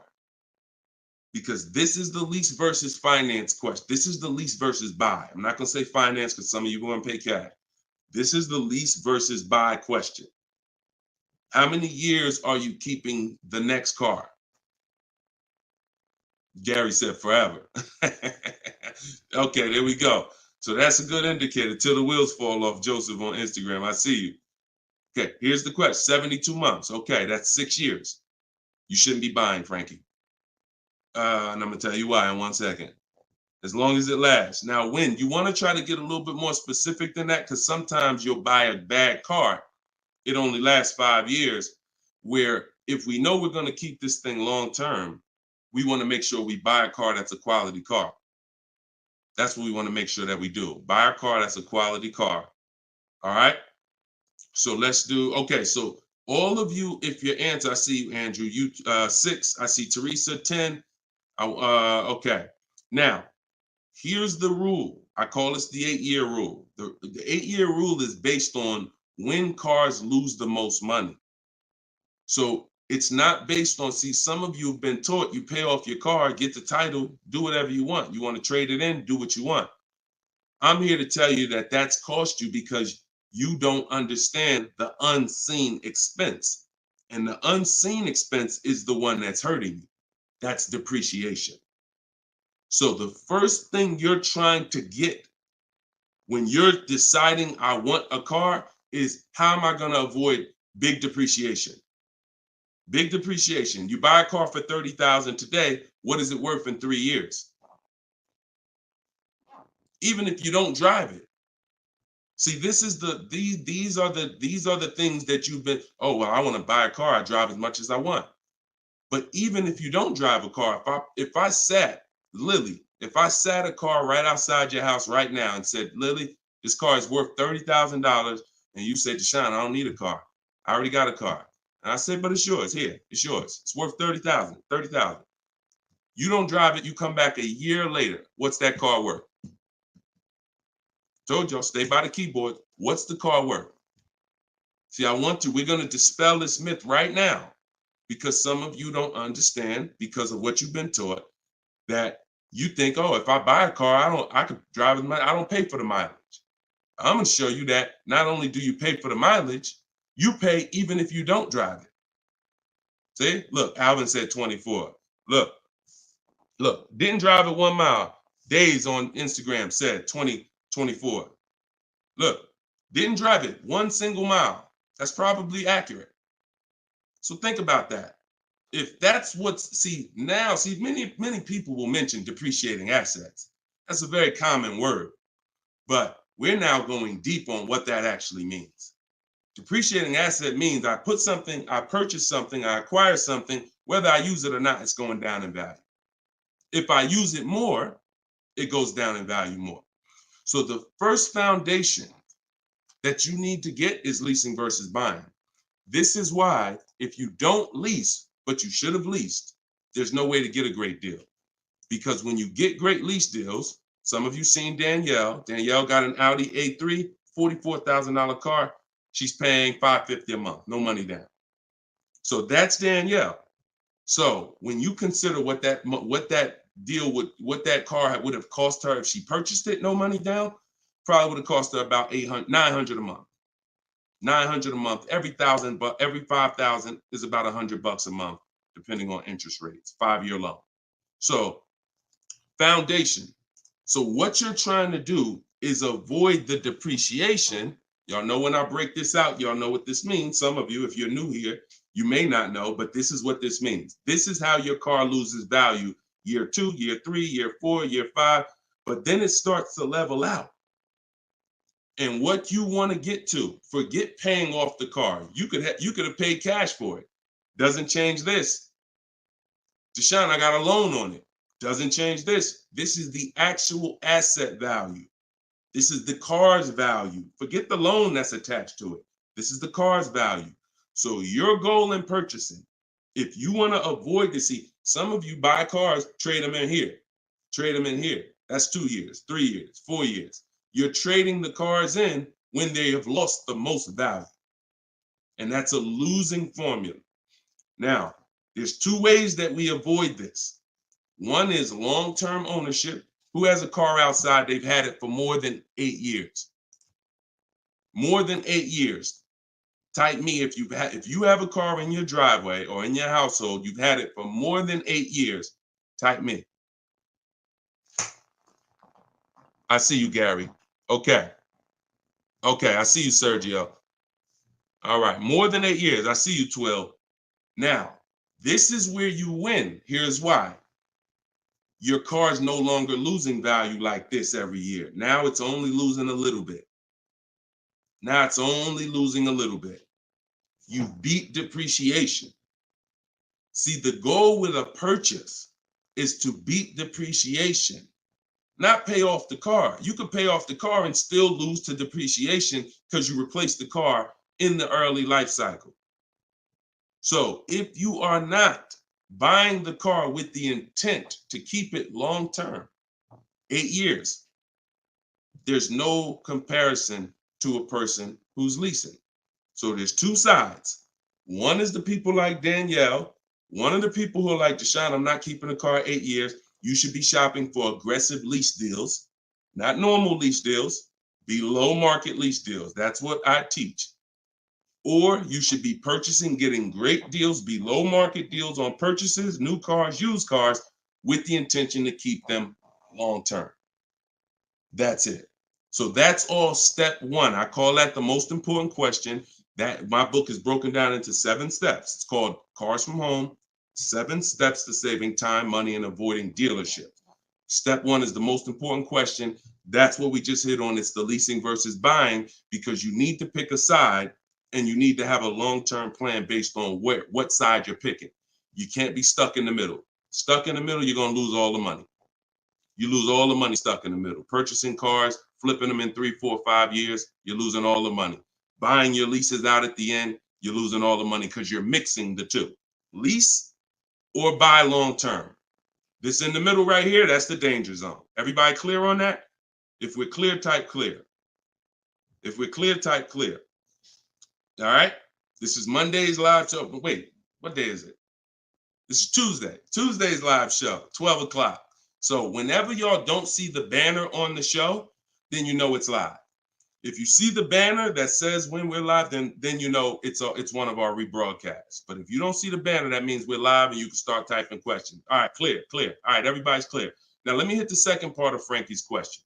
Okay, and for those who just came on, everything I teach is out of my new digital book. It's called Cars from Home, and you all can get it for 75% off. It's normally $97, but in my TikTok bio, in my Instagram bio, and in the comment section on YouTube and Facebook, we put the link there for you so that you can get your copy for it. You won't pay the normal $97, but you only got 30 minutes. It's a welcome offer. Once that clock goes down, to zero, your price is $97, which is still a great price. You saw how much money Tiffany just saved on her new Mazda, just using what's in the book. Saved herself, I think, $6,000. So go ahead. Oh, no. So, and then you move into the equity assessment. So once you decide, Frankie, which you already said you're only keeping the car 72 months, you should not be purchasing. Because if you purchase, we already went to what's going to happen. You can't win keeping that car 6 years and then replacing it. So you should now be doing your equity assessment, which is calling your bank, get your payoff, and then you're going to go to the cash buying websites. Don't use algorithm sites because they're worthless. Car Guru, Sell My Car, CarMax, Carvana, Driveway, AutoNation, Sell My Car, AutoNation, Sell My Car. 6 offers, 3 are from dealers, 3 are from online buyers, and these are the best offers you're going to get. They'll cut you a check the same day. That's our bidding system. That is how we do our equity assessment. We do not trade our cars in because we're not going to get the money that they're worth trading, which I hit on earlier. All right. I know we got a lot of questions being typed. Dolan, you can shoot the next one in. Okay, this one's from Instagram. I'm looking to lease a GLS 450. Does Mercedes have any third-party restrictions on selling your lease? So I wouldn't concern myself with that. I'm going to tell you why. That's like trying to think about the purpose of equity on a lease is a bonus. Shout out to y'all running the likes up on TikTok. Appreciate y'all. If y'all could keep tapping the screen every couple minutes, if you could just give it a little tap, tap, tap. That just keeps running them up. Just every minute. Every time you hear something and you're like, oh, that was good. Tap, tap, tap. And it'll just keep the likes running up. Keep TikTok notified of what we're doing over here. So you never want to base the car you're going to lease on if it's going to have equity at the end. The benefit of leasing is driving cars for pennies on the dollar compared to what people purchasing them. And you're avoiding depreciation that people purchasing the vehicles are going to take. That's the benefits of leasing. Now, there's a lot of other benefits too. I mean, you're driving a new car. You're under warranty most of the time. Depends on how many miles you drive. So if you drive, 12,000 miles a year, most bumper to bumper warranties cover that. If you drive 15,000, maybe you won't have a little bumper to bumper at the end, depending on what you choose. Mercedes has a 4-year 50,000 bumper to bumper. But the benefits of leasing are what I just laid out. Equity is a bonus. We don't want to look, equity is not something we ever want to base the vehicle we're going to lease off of. It just doesn't, it's too many market changes that could affect it. A car could have high resale values now, and then in 3 years it doesn't, which means any equity will be eliminated because of the 3-year-old used car market. So you don't want to shop like that. You don't want to shop like that. Focus on, and what I teach in my book is you're going to pick 3 vehicles. Good to see you, Judith. You're going to pick 3 vehicles because leasing, it's so easy to get a great deal purchasing. So easy. On a new car, forget about it. The bids, forget it. We're going to find the 20% dealers. In my book, I have all the scripts because I don't want you talking. Who'd rather get great deals without talking? Be honest. Who's not a good negotiator? You're not a good negotiator. Type not me. Like you just be honest. I don't ever want you to put yourself in a position where you need to talk. And if you start talking to somebody who's trained to talk and dissect and get information and then tailor a deal, you're going to lose.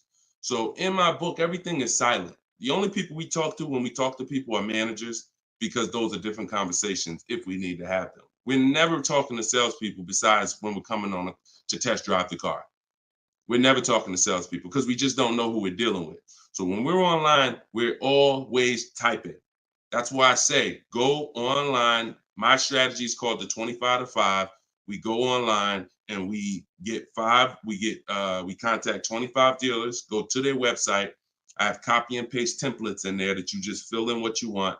But if you're going to do it your way, that's fine. But I'm telling you, you don't want to deviate from this format because you're going to get yourself in trouble and you're not going to get the results. You want to be able to connect with a large amount of dealers so that you could get 5 offers, at least 5, because 4 are going to be overpriced most likely, but 1 is going to beat everyone else.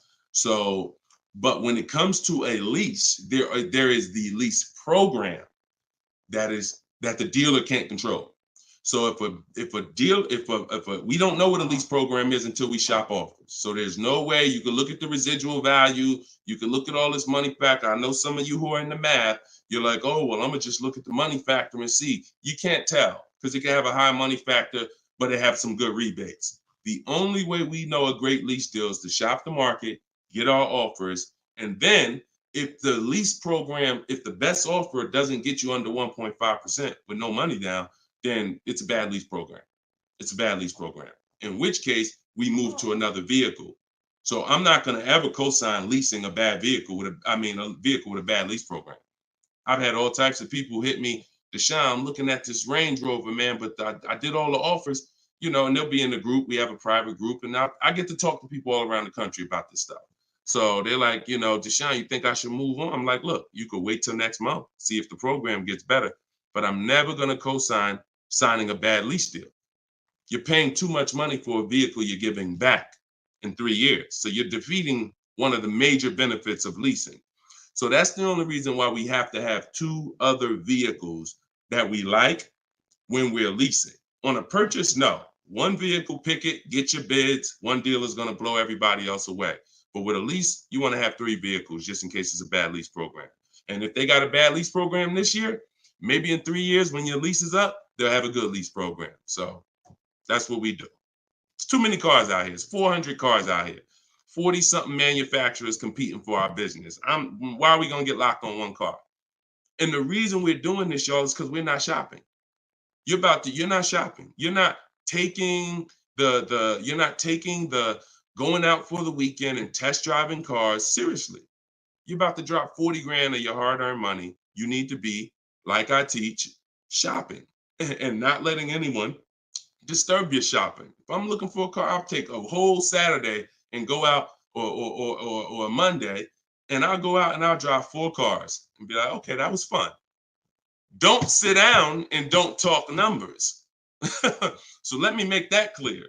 Don't go in there and sit down at the desk and start talking numbers and get a proposal. No. Shop. Once you decide what you want, then we come home and we get our offers from home. All right. Go ahead, Dolan. Next question. All right.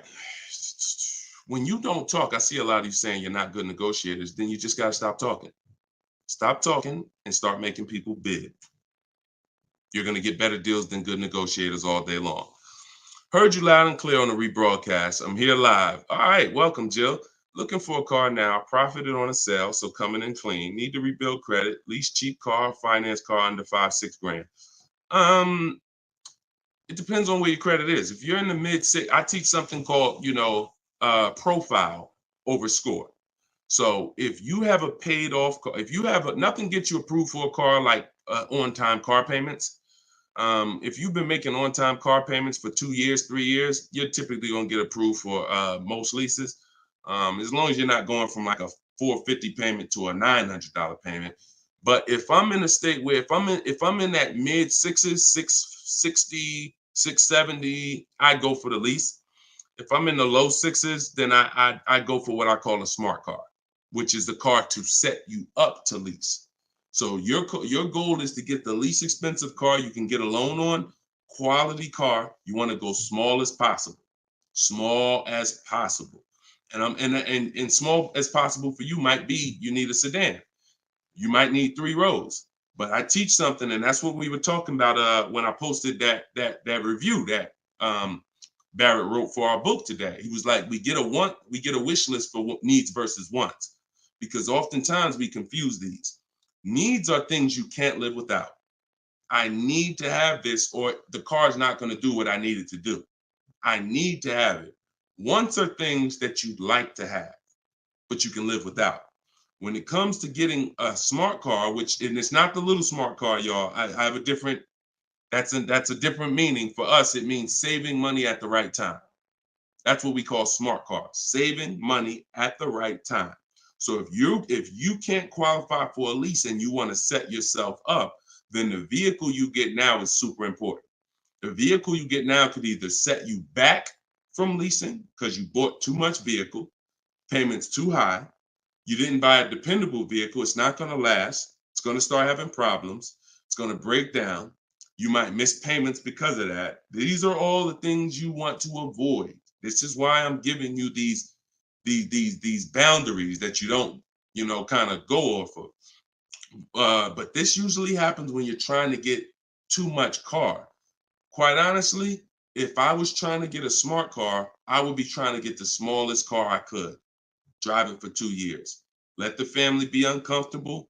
Listen, y'all, I know it's tight, but in 2 years, I'm gonna get out of this and I'm gonna drive off the lot in a brand new lease. So the key is the payment's gonna be low because those smaller cars are only 25 grand new, 28 grand brand new.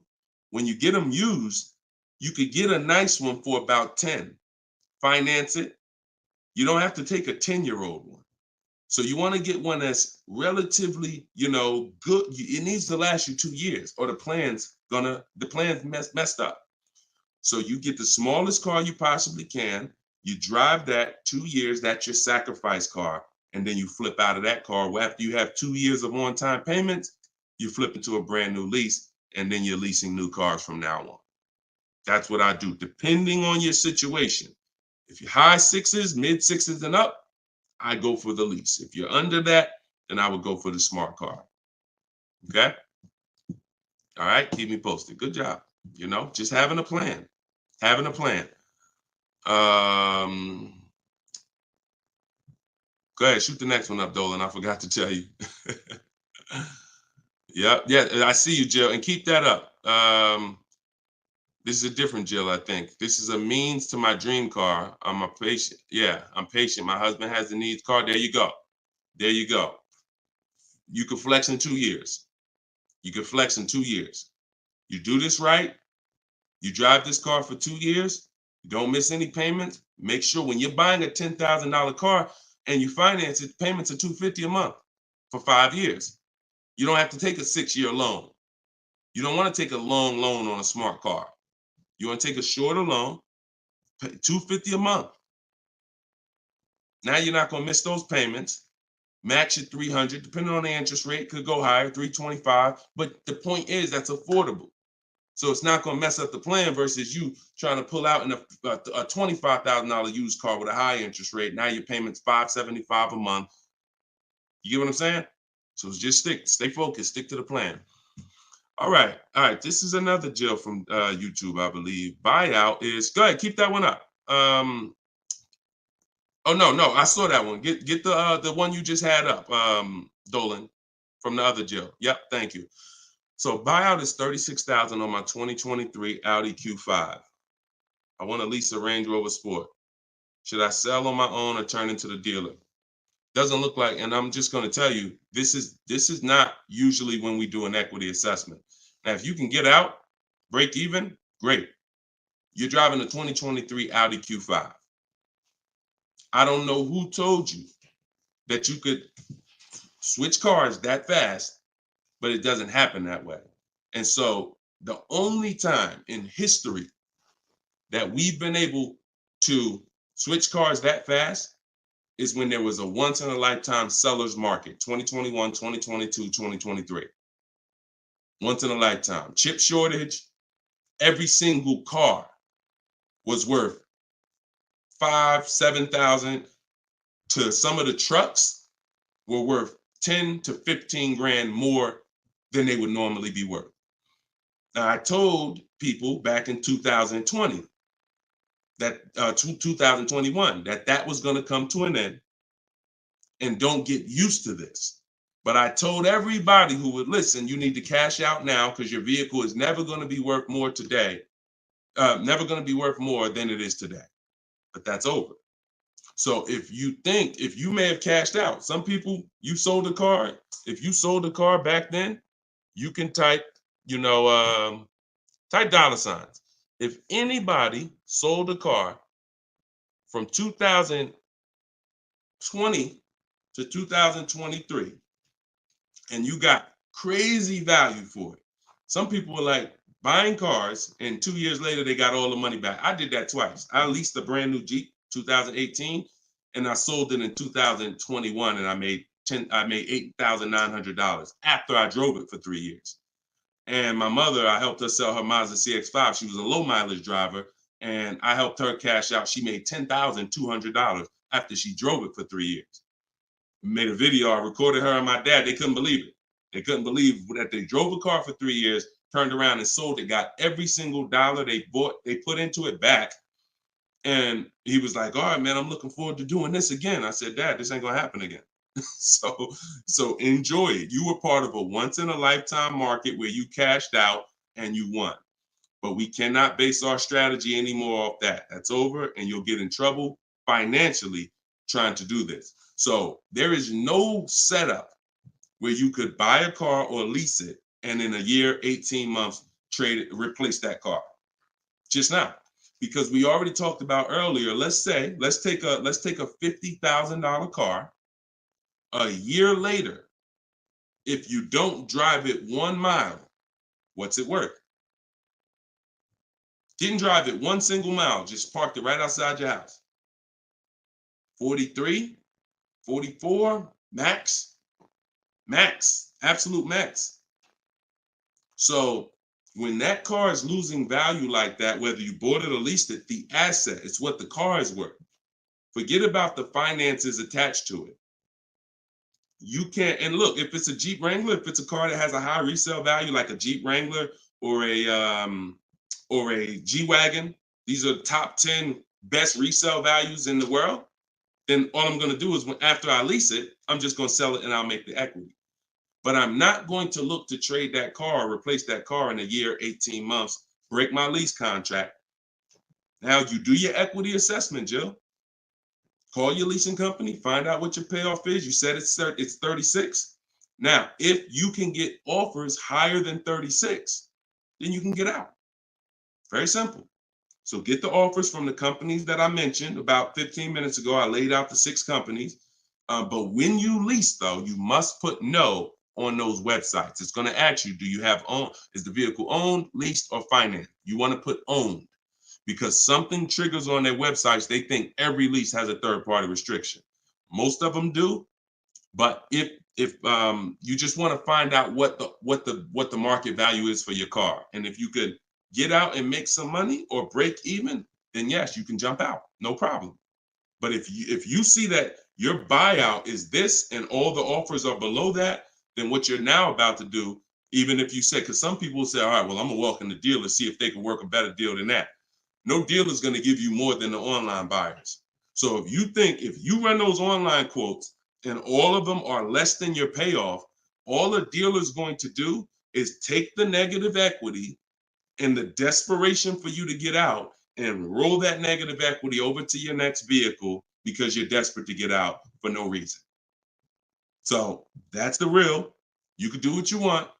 I would suggest you don't get out of your lease. You don't break a lease contract until you can financially do it, which means I can break even, I can sell, and I can get equity, or either break even. Break my contract, but I'm not coming up with a dime because a dealer bought my car and I'm out of this thing. That's the only way I'm breaking a lease contract. I'm not rolling negative equity. I'm not going to create negative equity in a lease to get out of a lease early for no reason. It just doesn't make financial sense at all. All right, no problem, Jill. Happy to help. Happy to help. Okay, so that's step 2. See, the equity assessment step, guys, is so important. See, because it's the foundation of our deal. So when you look at step 1, the leasing versus buying question, how many years do you keep in the car? 8-year rule. That's step 1, super important. Foundational of your deal. As I said, you can't get a good deal if you purchase, but you should have leased. Impossible. You got a bad deal. I don't care how much money you get off. Now, second step is if I have a car to replace, I got to do an equity assessment because I need to know, is this car that I'm in going to be going to prevent me from making a move right now? Too much negative equity, I'm prevented from making a move right now. If I can get out, make some money, now I got some money. I can sell. I can put money in my pocket, put it in my bank. That means it's an asset. It's a blessing to me. So your car that you're in could either hinder you from getting a car or it can help you get the next car. That's why we always do the equity assessment before anything else. All right. I don't know why I'm frozen on Instagram. All right, go ahead back in, Dolan. Next question. Okay, now I'm back. I see. I'm just monitoring Instagram. Okay, and just so y'all know, everything that I'm teaching is out my new book. And look, I want to show y'all this. And before, keep that question up. Look, here we go. Boom. Look at that. 4.94. Thank you to everybody. We're higher now. I think we're up to 35 ratings, 28 reviews. So thank you to everybody who's reviewed the book on Goodreads. Appreciate you. And thank you for everybody who's using it. Make sure you are writing me with your success stories. Show me your deals so that I can post them just like I posted Tiffany's deal. But everybody can get the book. You can get yours for $90. It's normally $97. But as our welcome special, our book launch special, you can get it for $24, 75% off in my TikTok bio for 30 minutes, or my Instagram bio, or in the comment section of YouTube or Facebook. We have a comment pin for you. And if you're watching us on TV, you can use your phone and you can scan the QR code here on the screen, and you can get your copy for 75% off. But once that timer hits 0, if you visited that page and the timer it started, once it hits 0, the price does go back up to $97, which is still a great price. It's a great price either way. And it'll be in your inbox in a couple minutes. Okay, this is from Instagram. I use your template in the book to ask for quotes. Their response is the lowest offer you ever received. They are being difficult and giving me their best offer. What's the best way? Use the scripts. It's just conversation. Hopefully you listen and you have a separate email, because you're not going to have intelligent conversation with 5, 7, 10 dealers mixing personal emails. So every part of the system is important, having a separate shopping email. So everything in there is dealers. And now everything they're saying, we have a response for. Every single thing. It doesn't matter. Don't expect 80% dealers to be easy. Expect them to, hey, can we have a conversation? Hey, when can you come in? Hey, this be a whole lot easier if you're here. See, what we have all the information they need to give us a quote. So the best thing, the stages we move through in our conversation with dealers is, who has a car that I want? That's first. Our first set of scripts is designed to weed out the dealers who don't even have a car we want. Nothing to talk about. Nothing to talk about. So there are dealers who won't tell you they have a car. That's why we have scripts. Hey, when can we talk? I'll be handling my whole purchase online. Can you confirm if you have something that matches? Every one of my scripts ends with a question. If you're not going to use my scripts in my book, then you make sure every email you write should end with a question, never a statement. So what you're sitting at home and you are copying and pasting. Very simple. Everything they say, we have a response, because I use those scripts. I'm from inside the dealers for 14 years. I know those scripts. Hey, it'd be easier if you were here. Hey, we only do business in person. Hey, when can I get you on the phone? I promise it won't take long. All of the stuff they're going to say. Hey, we only quote in person. None of the people I'm talking to have said that. So should I remove you from my list? Always ends with a question. So your expectation may be, you thought by sending all the scripts, you were just going to get, oh, quotes coming in, everyone doing this. No, that's why we have scripts, because we keep the conversation moving forward. Everything they say, just go to the script, open the template. And just so y'all know, in my book, one of the best reasons why it's a digital book is because I link you to videos and I link you to documents, and that you can copy and paste. So that what this person is talking about is the templates and scripts that I've created for contacting and having these conversations with dealers. So, but everything you are doing, everything they're doing is very predictable. You just change your expectation. I'm going to talk to several people and I'm going to weed this down to 5 offers. And out of the 5, one of them is going to beat everybody else. And then I'm going to use my counter offer calculator that Deshone made to send the counter offers and close my best deal. Take all the emotion out of it. Take all the emotion out of it. You should be emotionless. Nobody can hurt you. All right. You're at home in your living room. All right. Go ahead. Mike said, nobody gives us this info. I sold cars and the dealership wouldn't even give us any insight. Trust me, Mike, I understand, man. That's why I love the 20% of car salesmen and dealers. They love what we're doing here because they know we were never taught this stuff. So we were never taught about leasing, financing. Thank God I was able to learn it, and I was able to, but we weren't taught about insurances, all the stuff that they should be training us on. We weren't taught. So I appreciate you being here, man. All right, go ahead, Dolan. Next question. Great questions today. Great questions. Let's go. I see you. Shout out to the people running the likes up on TikTok. Can y'all just keep tapping the screen every couple minutes if you could? If you enjoying the show, you getting value out of what we're doing, every couple minutes, if you could just tap that screen and keep running those likes up. I appreciate y'all. It lets TikTok know we talking big money over here. Yep, I see it. Thank y'all. Appreciate you. All right, this is Gary on YouTube. When leasing, is it all about purchase price? No, it isn't, Gary. Great question. When purchasing, it's always about purchase price. All in, out the door, tax fees, everything included. Purchasing is always. Now, leasing, we get our lease offers, and this is where we eliminate the term down payment. We no longer say down payment. I want you to eliminate that word, those words from your vocabulary. You want to replace them with total out of pocket. Total out of pocket. So all of our lease offers we're going to get is following the 1% lease deal principle, which is, because some people, I know Judith still asks, oh, hold on one second. Hold on.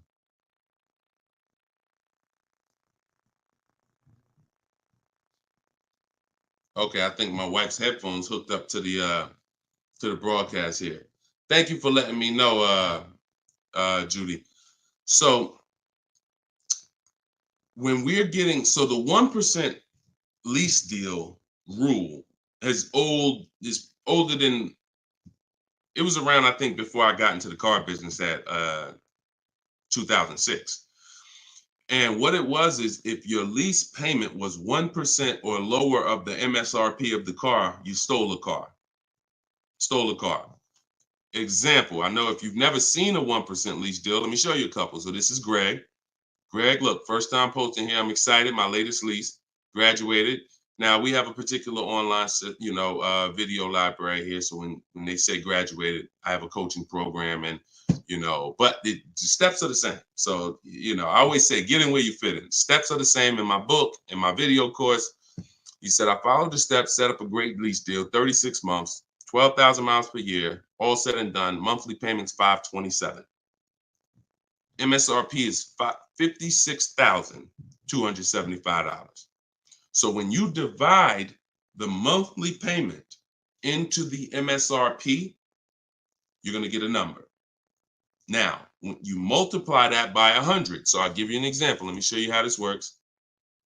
In Greg's case, I got my calculator up here. I would take 527, divide that into 56,275, which is the MSRP, not the selling price. Doesn't matter the selling price. The MSRP is how we gauge the value. Now, that's 0.009. Then we multiply that by 100, and that gives us 0.93%, which is what he put here in his post. So that's an under 1% lease deal. Look, it was a steal. I think someone messed up on the paperwork. No other dealer came close. There we go. Same thing with Frina. Frina just got a Jeep a little while ago. Look, her deal was better than his, my God. But it's a better lease program.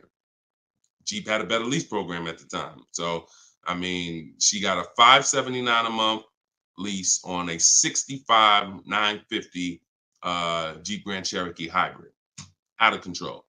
So this is how we're shopping. You want to follow the format of the 1% lease deal, which is I shop with 12,000 miles per year. If I'm doing 18,000, I'll adjust it later.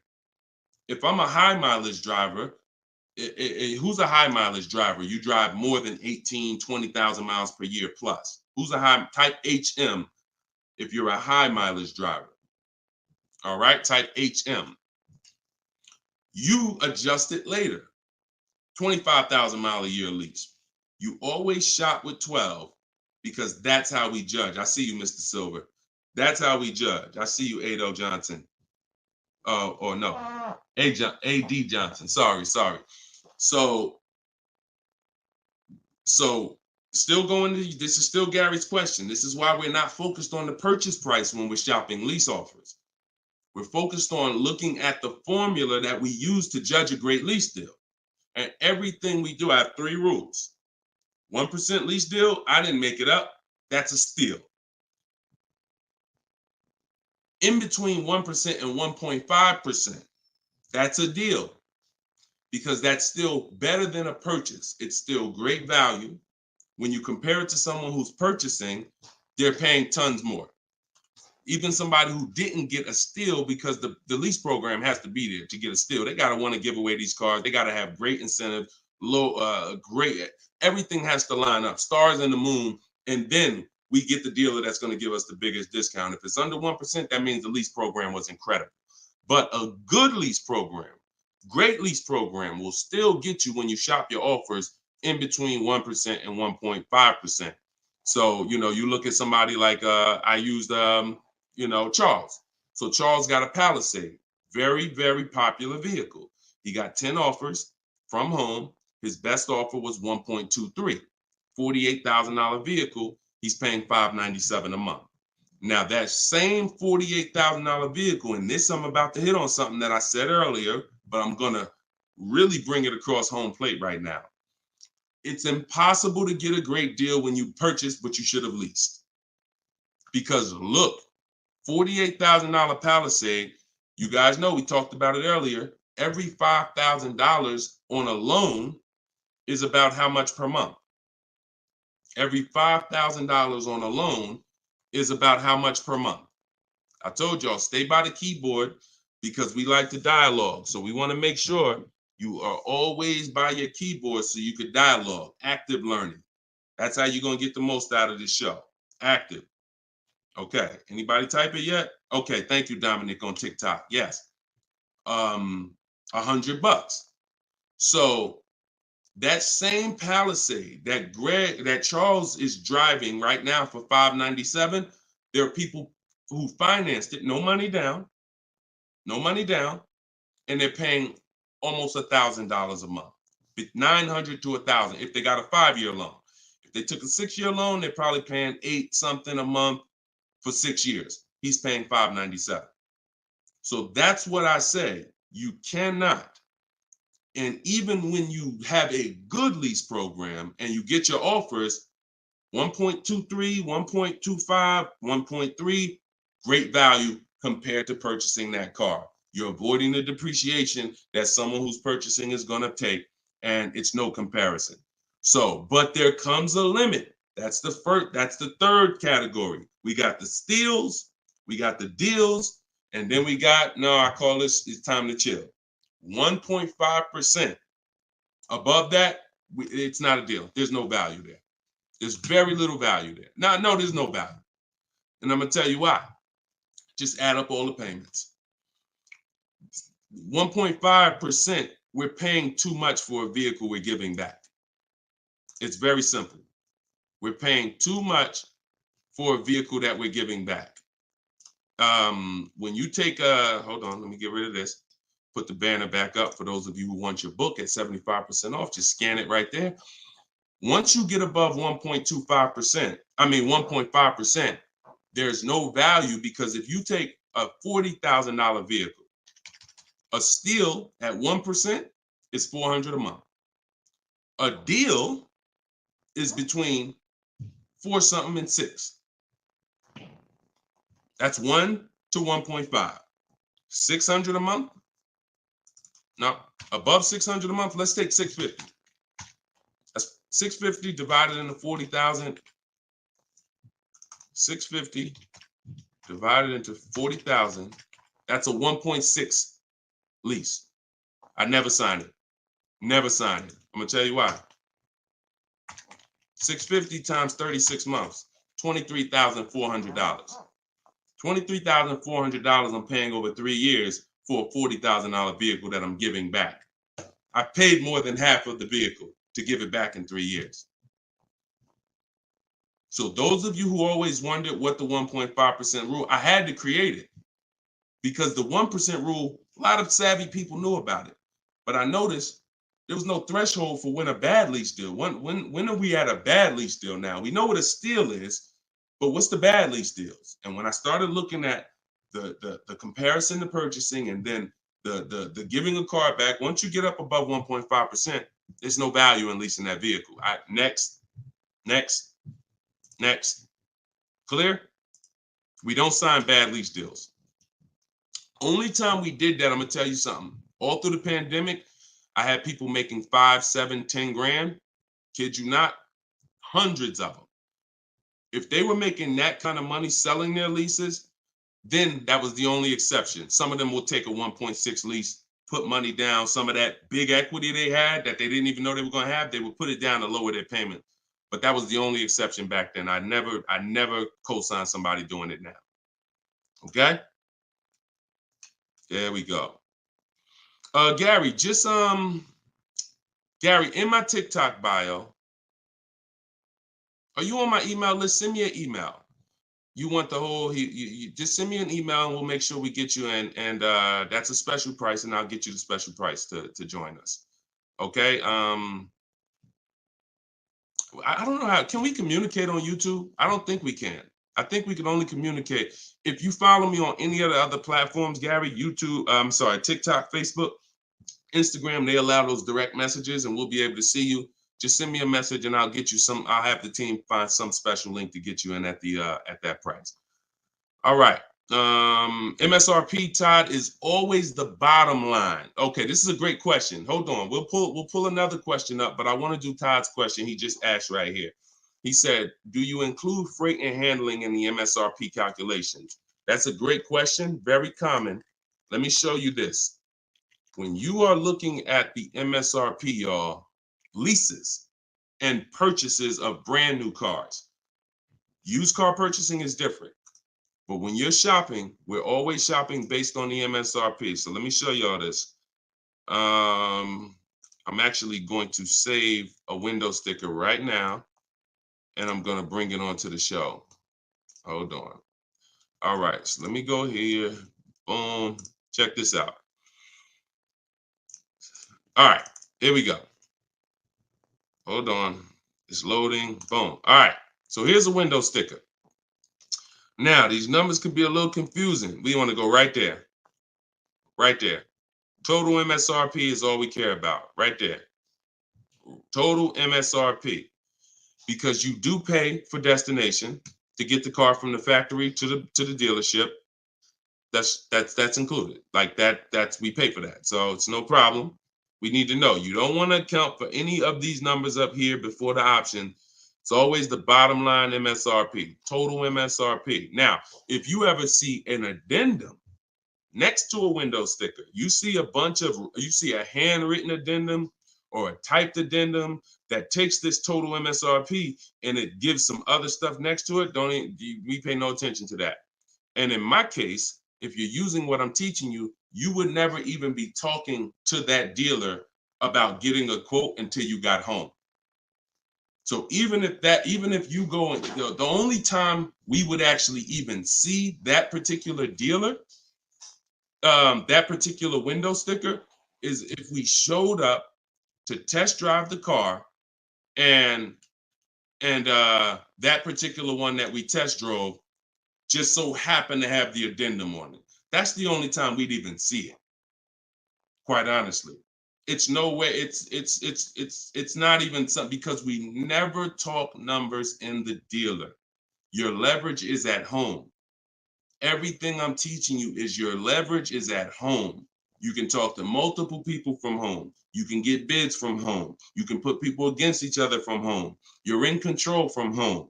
You lose all of that sitting down at a car salesman's desk and going back and forth one-on-one. You can see the whole market at home. See, we get below market deals. I want you getting below market deals. There's no way for you to get below market deals without seeing enough offers to know the market. I can never sit down across the table from a car salesman and get a below market deal because I don't know what the market is. I only know what your price is. And every single one of your competitors is going to offer me a different price. Some higher, some lower, depending on who you are. And so I can only expose that information by being at home. But yes, everything we are doing is always based on that total MSRP, and that's how we do our calculations. Okay, great question. If everybody's getting value out of the show, could you type some dollar signs? Just type a dollar sign if you're enjoying the show so far. So if whenever you see this show, if you see the banner above us, then this is a rebroadcast. But if there's no banner, then we're live. So you can ask your questions, but you can always make sure that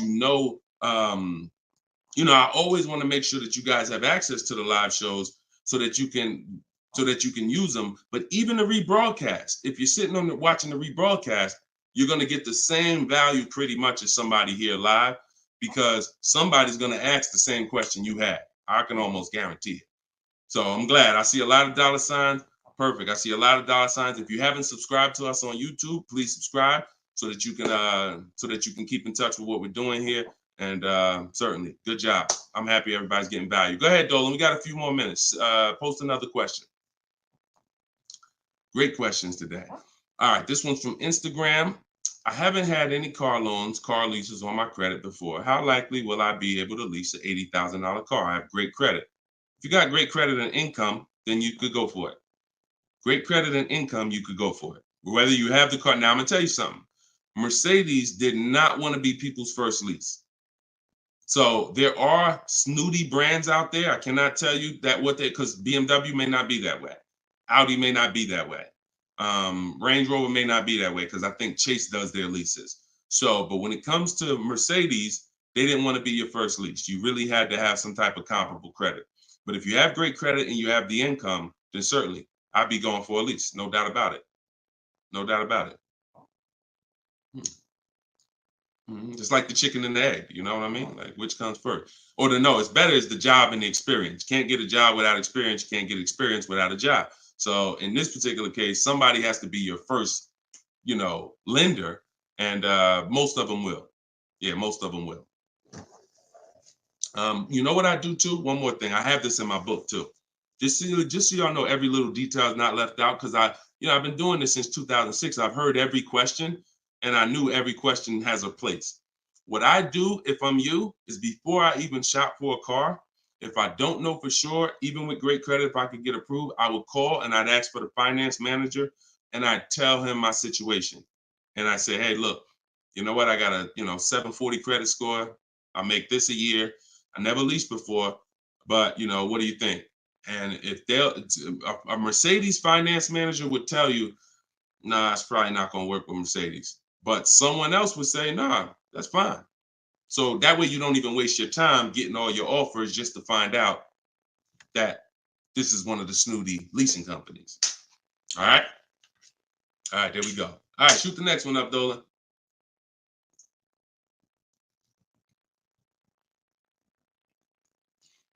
Jason Hughes from IG.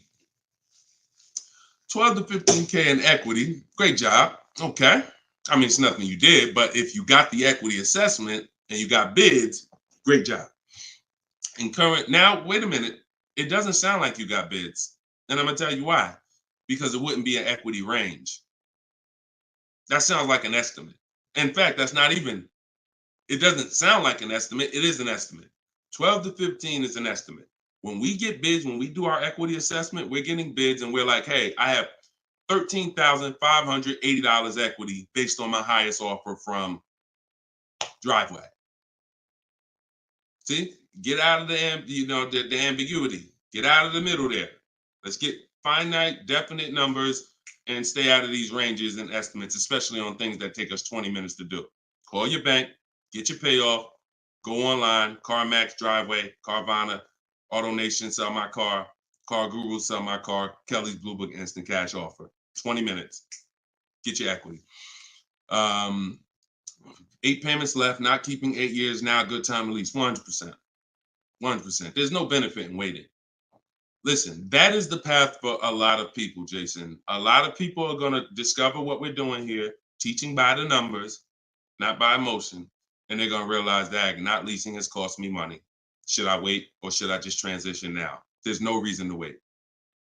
There's no reason to wait. The only thing that would make you wait when you do your equity assessment is you have too much negative equity, you can't get out. That's the only time. Or you have a credit situation where you need to actually get your smart car, get a car for 2 years, rebuild your credit, and then go lease. Anybody else, no benefit. I'd be leasing tomorrow because I had a friend of mine, he's a close friend of mine. He's actually in my program. You know, he uses our stuff. And he's like, he had a Kia Telluride. Well, he had an accident. Vehicle got totaled. Now, he said, now I know the 8-year rule, Deshone. I'm going to lease this next one. He gets his bids. Last week, he leased the Kia Telluride for under $500 a month. The same vehicle that he was paying hundreds of dollars every month for. More. Hundreds of dollars more per month. I don't know what his payment was, but I know what a Kia Telluride costs to purchase. A $45,000 Kia Telluride to purchase with no money down is $800-900 a month. So he's literally under $5, no money down, when he was just paying hundreds more than that. So you're in the same situation. No point in waiting. Transition to a great value lease. Get your offers. You wish you could. You wish you would have did it sooner. All right. Go ahead. Next question, Dolan. Car brands will no longer offer V6. Buy the lease. Let me talk about this question on TikTok. Not right now. Get the next one. Go ahead, Dolan. Put the one you're gonna put out. But get that question that this person just posted about car brands no longer offering V6s. Should he buy the lease? If you have one ready, though, put that one up. Deshone, will your book work for both lease and buy? Well, you know what? Let this person answer that for you because we just got this review. This book is outstanding. This is Barrett. And you can see all our reviews on goodreads.com.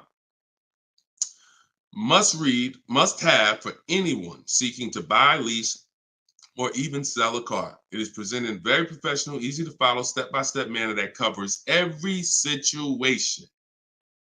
Every situation. Does your situation, Keith, fall under every? If so, we got you. Every situation from buying, leasing, with cash or credit, good or bad. Only thing that Barrett didn't put in there is used cars or new cars. That's in there too. So absolutely. So yes, I'll put the banner back up for all of you who are watching us on TV. You can scan the QR code here with your phone, with your camera, and you can get your book for 75% off, or you can go to deshonesbook.com. We have the link in the comments on Facebook or YouTube for you. And if you're on Instagram or TikTok, you can go to my bio, click that link, and then click the button for the 75% off and get your book for 75% off. You won't pay the normal $97. Okay? But yes. All right. I have a 2020 Nissan Sentra. This is Key. I don't want to butcher your name, so I won't try. But from YouTube, I have a 2020 Nissan Sentra. Had it for 2 years. My miles are 64,000 highway miles. Okay. I know I don't have equity. I was told don't trade it in. Would be a bad decision. It's true. We don't trade cars in. We get bids. So you need to find out what your equity position is. See, many of you are finding out right now how important the equity assessment is. Whenever you have a current car, equity assessment. So when you call your bank, get your payoff, then you go and you get the offers, you're either going to be in a positive equity position or a negative equity position. Now, if you're in a negative equity position, there's three solutions for negative equity. 2 of them lead to a car, 1 of them doesn't. First is you get all your offers and you can pay the difference because these are the highest offers. So whenever you are, the highest offers are these online bidders. They pay more than car dealers. In fact, 3 of them are car dealers that are bidding. So Kelly's Blue Book, Car Gurus, and AutoNation are car dealers bidding. CarMax, Driveway, Carvana are online marketplaces, used car marketplaces bidding. So you're getting a wide range of diverse offers from people who compete every day to buy cars. and they cut you a check right then and there. They do an hour. Both times I went to CarMax, me and my mother separately, we were out in an hour. I've had people who sold to Carvana, Kelly Blue Instant Cash Offer. They do their inspection. And then they bring you a check. So if you can pay, let's say you said you don't have equity. So if that's the case, then you may have negative equity, which means you might owe 30 and your highest offer is 28. Then I would come up with the 2,000 and I would pay the difference all day long because I'm still winning through a bid. My car's value is maximized through a bid. And if I don't get bids, I'm not maximizing my car's value. So now, second, when we can't pay the difference, then that means we must trade. This is the only scenario where we trade because you need now one part of the bidding strategy you can't do. So you're going to do the other part of the bidding strategy, which is now think about what car you want. Okay, I want a Toyota Camry. Now I'm going to get my bids. I'm going to get the lowest bid, the dealer that's going to sell me the car for the lowest amount, and then I'm going to purchase from them. But before I can purchase, now I need to bring my old car into the scenario and ask them, how much is my old car worth to you? Now that's the winning dealer. You need them to bring that loan because you need them to carry that negative equity you have and put it on top of your existing deal. So you cannot depend on, don't even think that they're going to pay the amounts you had over here. Oh, Driveway was offering me 29. Yeah, you could tell them that, but again, they're not going to be able to pay that. They can't beat all their competition on the bid and then beat all the online buyers on the bid. So that's why I say your first option is always to pay the difference. Because you can win with bids there, you maximize, and then you do a separate transaction, you can still keep them separate. But if you cannot get bid, if you can't pay the difference, your only option is you have to trade that car in, and then you're going to let the dealer who you buy the car from wrap the negative equity into the existing lease. It's hopefully it's a lease because there shouldn't be any reason you're trading that car unless you just want a lease. To buy another car, unless you're saying you're keeping it 8 years, which, like I said, most people, I've been doing this for years, they're going from a finance to a lease. Now, one more scenario. I told y'all it's 3 ways out of negative equity. One leads to no car. You have too much negative equity and you cannot put it on top of the actual deal because banks have loan to value ratios. So if you have $10,000 of negative equity, you can't just slap that on top of a $30,000 or $40,000 car. It's going to be too much unless you put money down. So you can't if you got some cash, you can make the deal happen, but you're not going to be able to do a no money down deal because you're looking to have the bank approve the car, the tax, the fees, which probably another $1,500, and 10 grand of negative equity. And then you want to find that's too much because the dealer has to go to the bank and say, we know this car is priced at 40, but we'd like you to lend this person 54. They're not going to do it. They might lend max 50. So the more negative equity you have, if it's too much, you're either going to have to bring some cash to the table to get the deal done. And if you have no cash, you got to wait. You got to pay down the car. It's the only option. That's why I say, know the cause of negative equity. It's usually because you haven't leased. 99, I could tell you the way out. I just gave you the way out. That's in my book, 3 strategies for negative equity. But when if you don't know the cause and you just turn around and get another purchase and you're not keeping it 8 years, you're going to be in negative equity again and again. And there's plenty of people, and some of you, maybe you, where you're like, dag, Deshone, that's me. Every time I go get a car, negative equity, negative equity, negative equity. It's like a vicious cycle. And the solution is you need to lease. What's causing that is you don't lease. So you're overpaying by thousands of dollars. All right. So listen, y'all, we will be back. We like to do these shows twice a day. If you're on my email list, you'll get the notification. We like to get through as many questions as possible, keep this around an hour, 15 minutes. And so all of you, appreciate you coming. If you want every single thing I teach in one spot in a step-by-step format, that's my new digital book. It's called Cars from Home, 7 Steps to Saving Time, Money, and Avoiding Dealerships. And you can get yours for 75% off in the comment section on YouTube. We got a comment section that's pinned, deshonsbook.com. Same thing on TikTok. I'm the same thing on Facebook. But if you're on Instagram or TikTok, it's in my bio. There's a website right in my bio. Click it and grab your 75% off. You'll get it for $24 instead of the normal $97. Now, if you went there and that timer started, then certainly get there before it hits zero, because once it hits zero, you have to pay the $97, which is still a great price. So my goal for this book is to be the most valuable book financially that you've ever gotten. That is my goal. So use it. Write me with your success stories. Show me your deals when you pick up your cars. Write me, email me, Deshone, just like Tiffany did. I want all of you emailing me your deals so that I can share them on the show. All right. So we'll be back. We'll be back with the next show. This was episode 9. Thank you for coming, and I will see y'all on the next show. God bless you.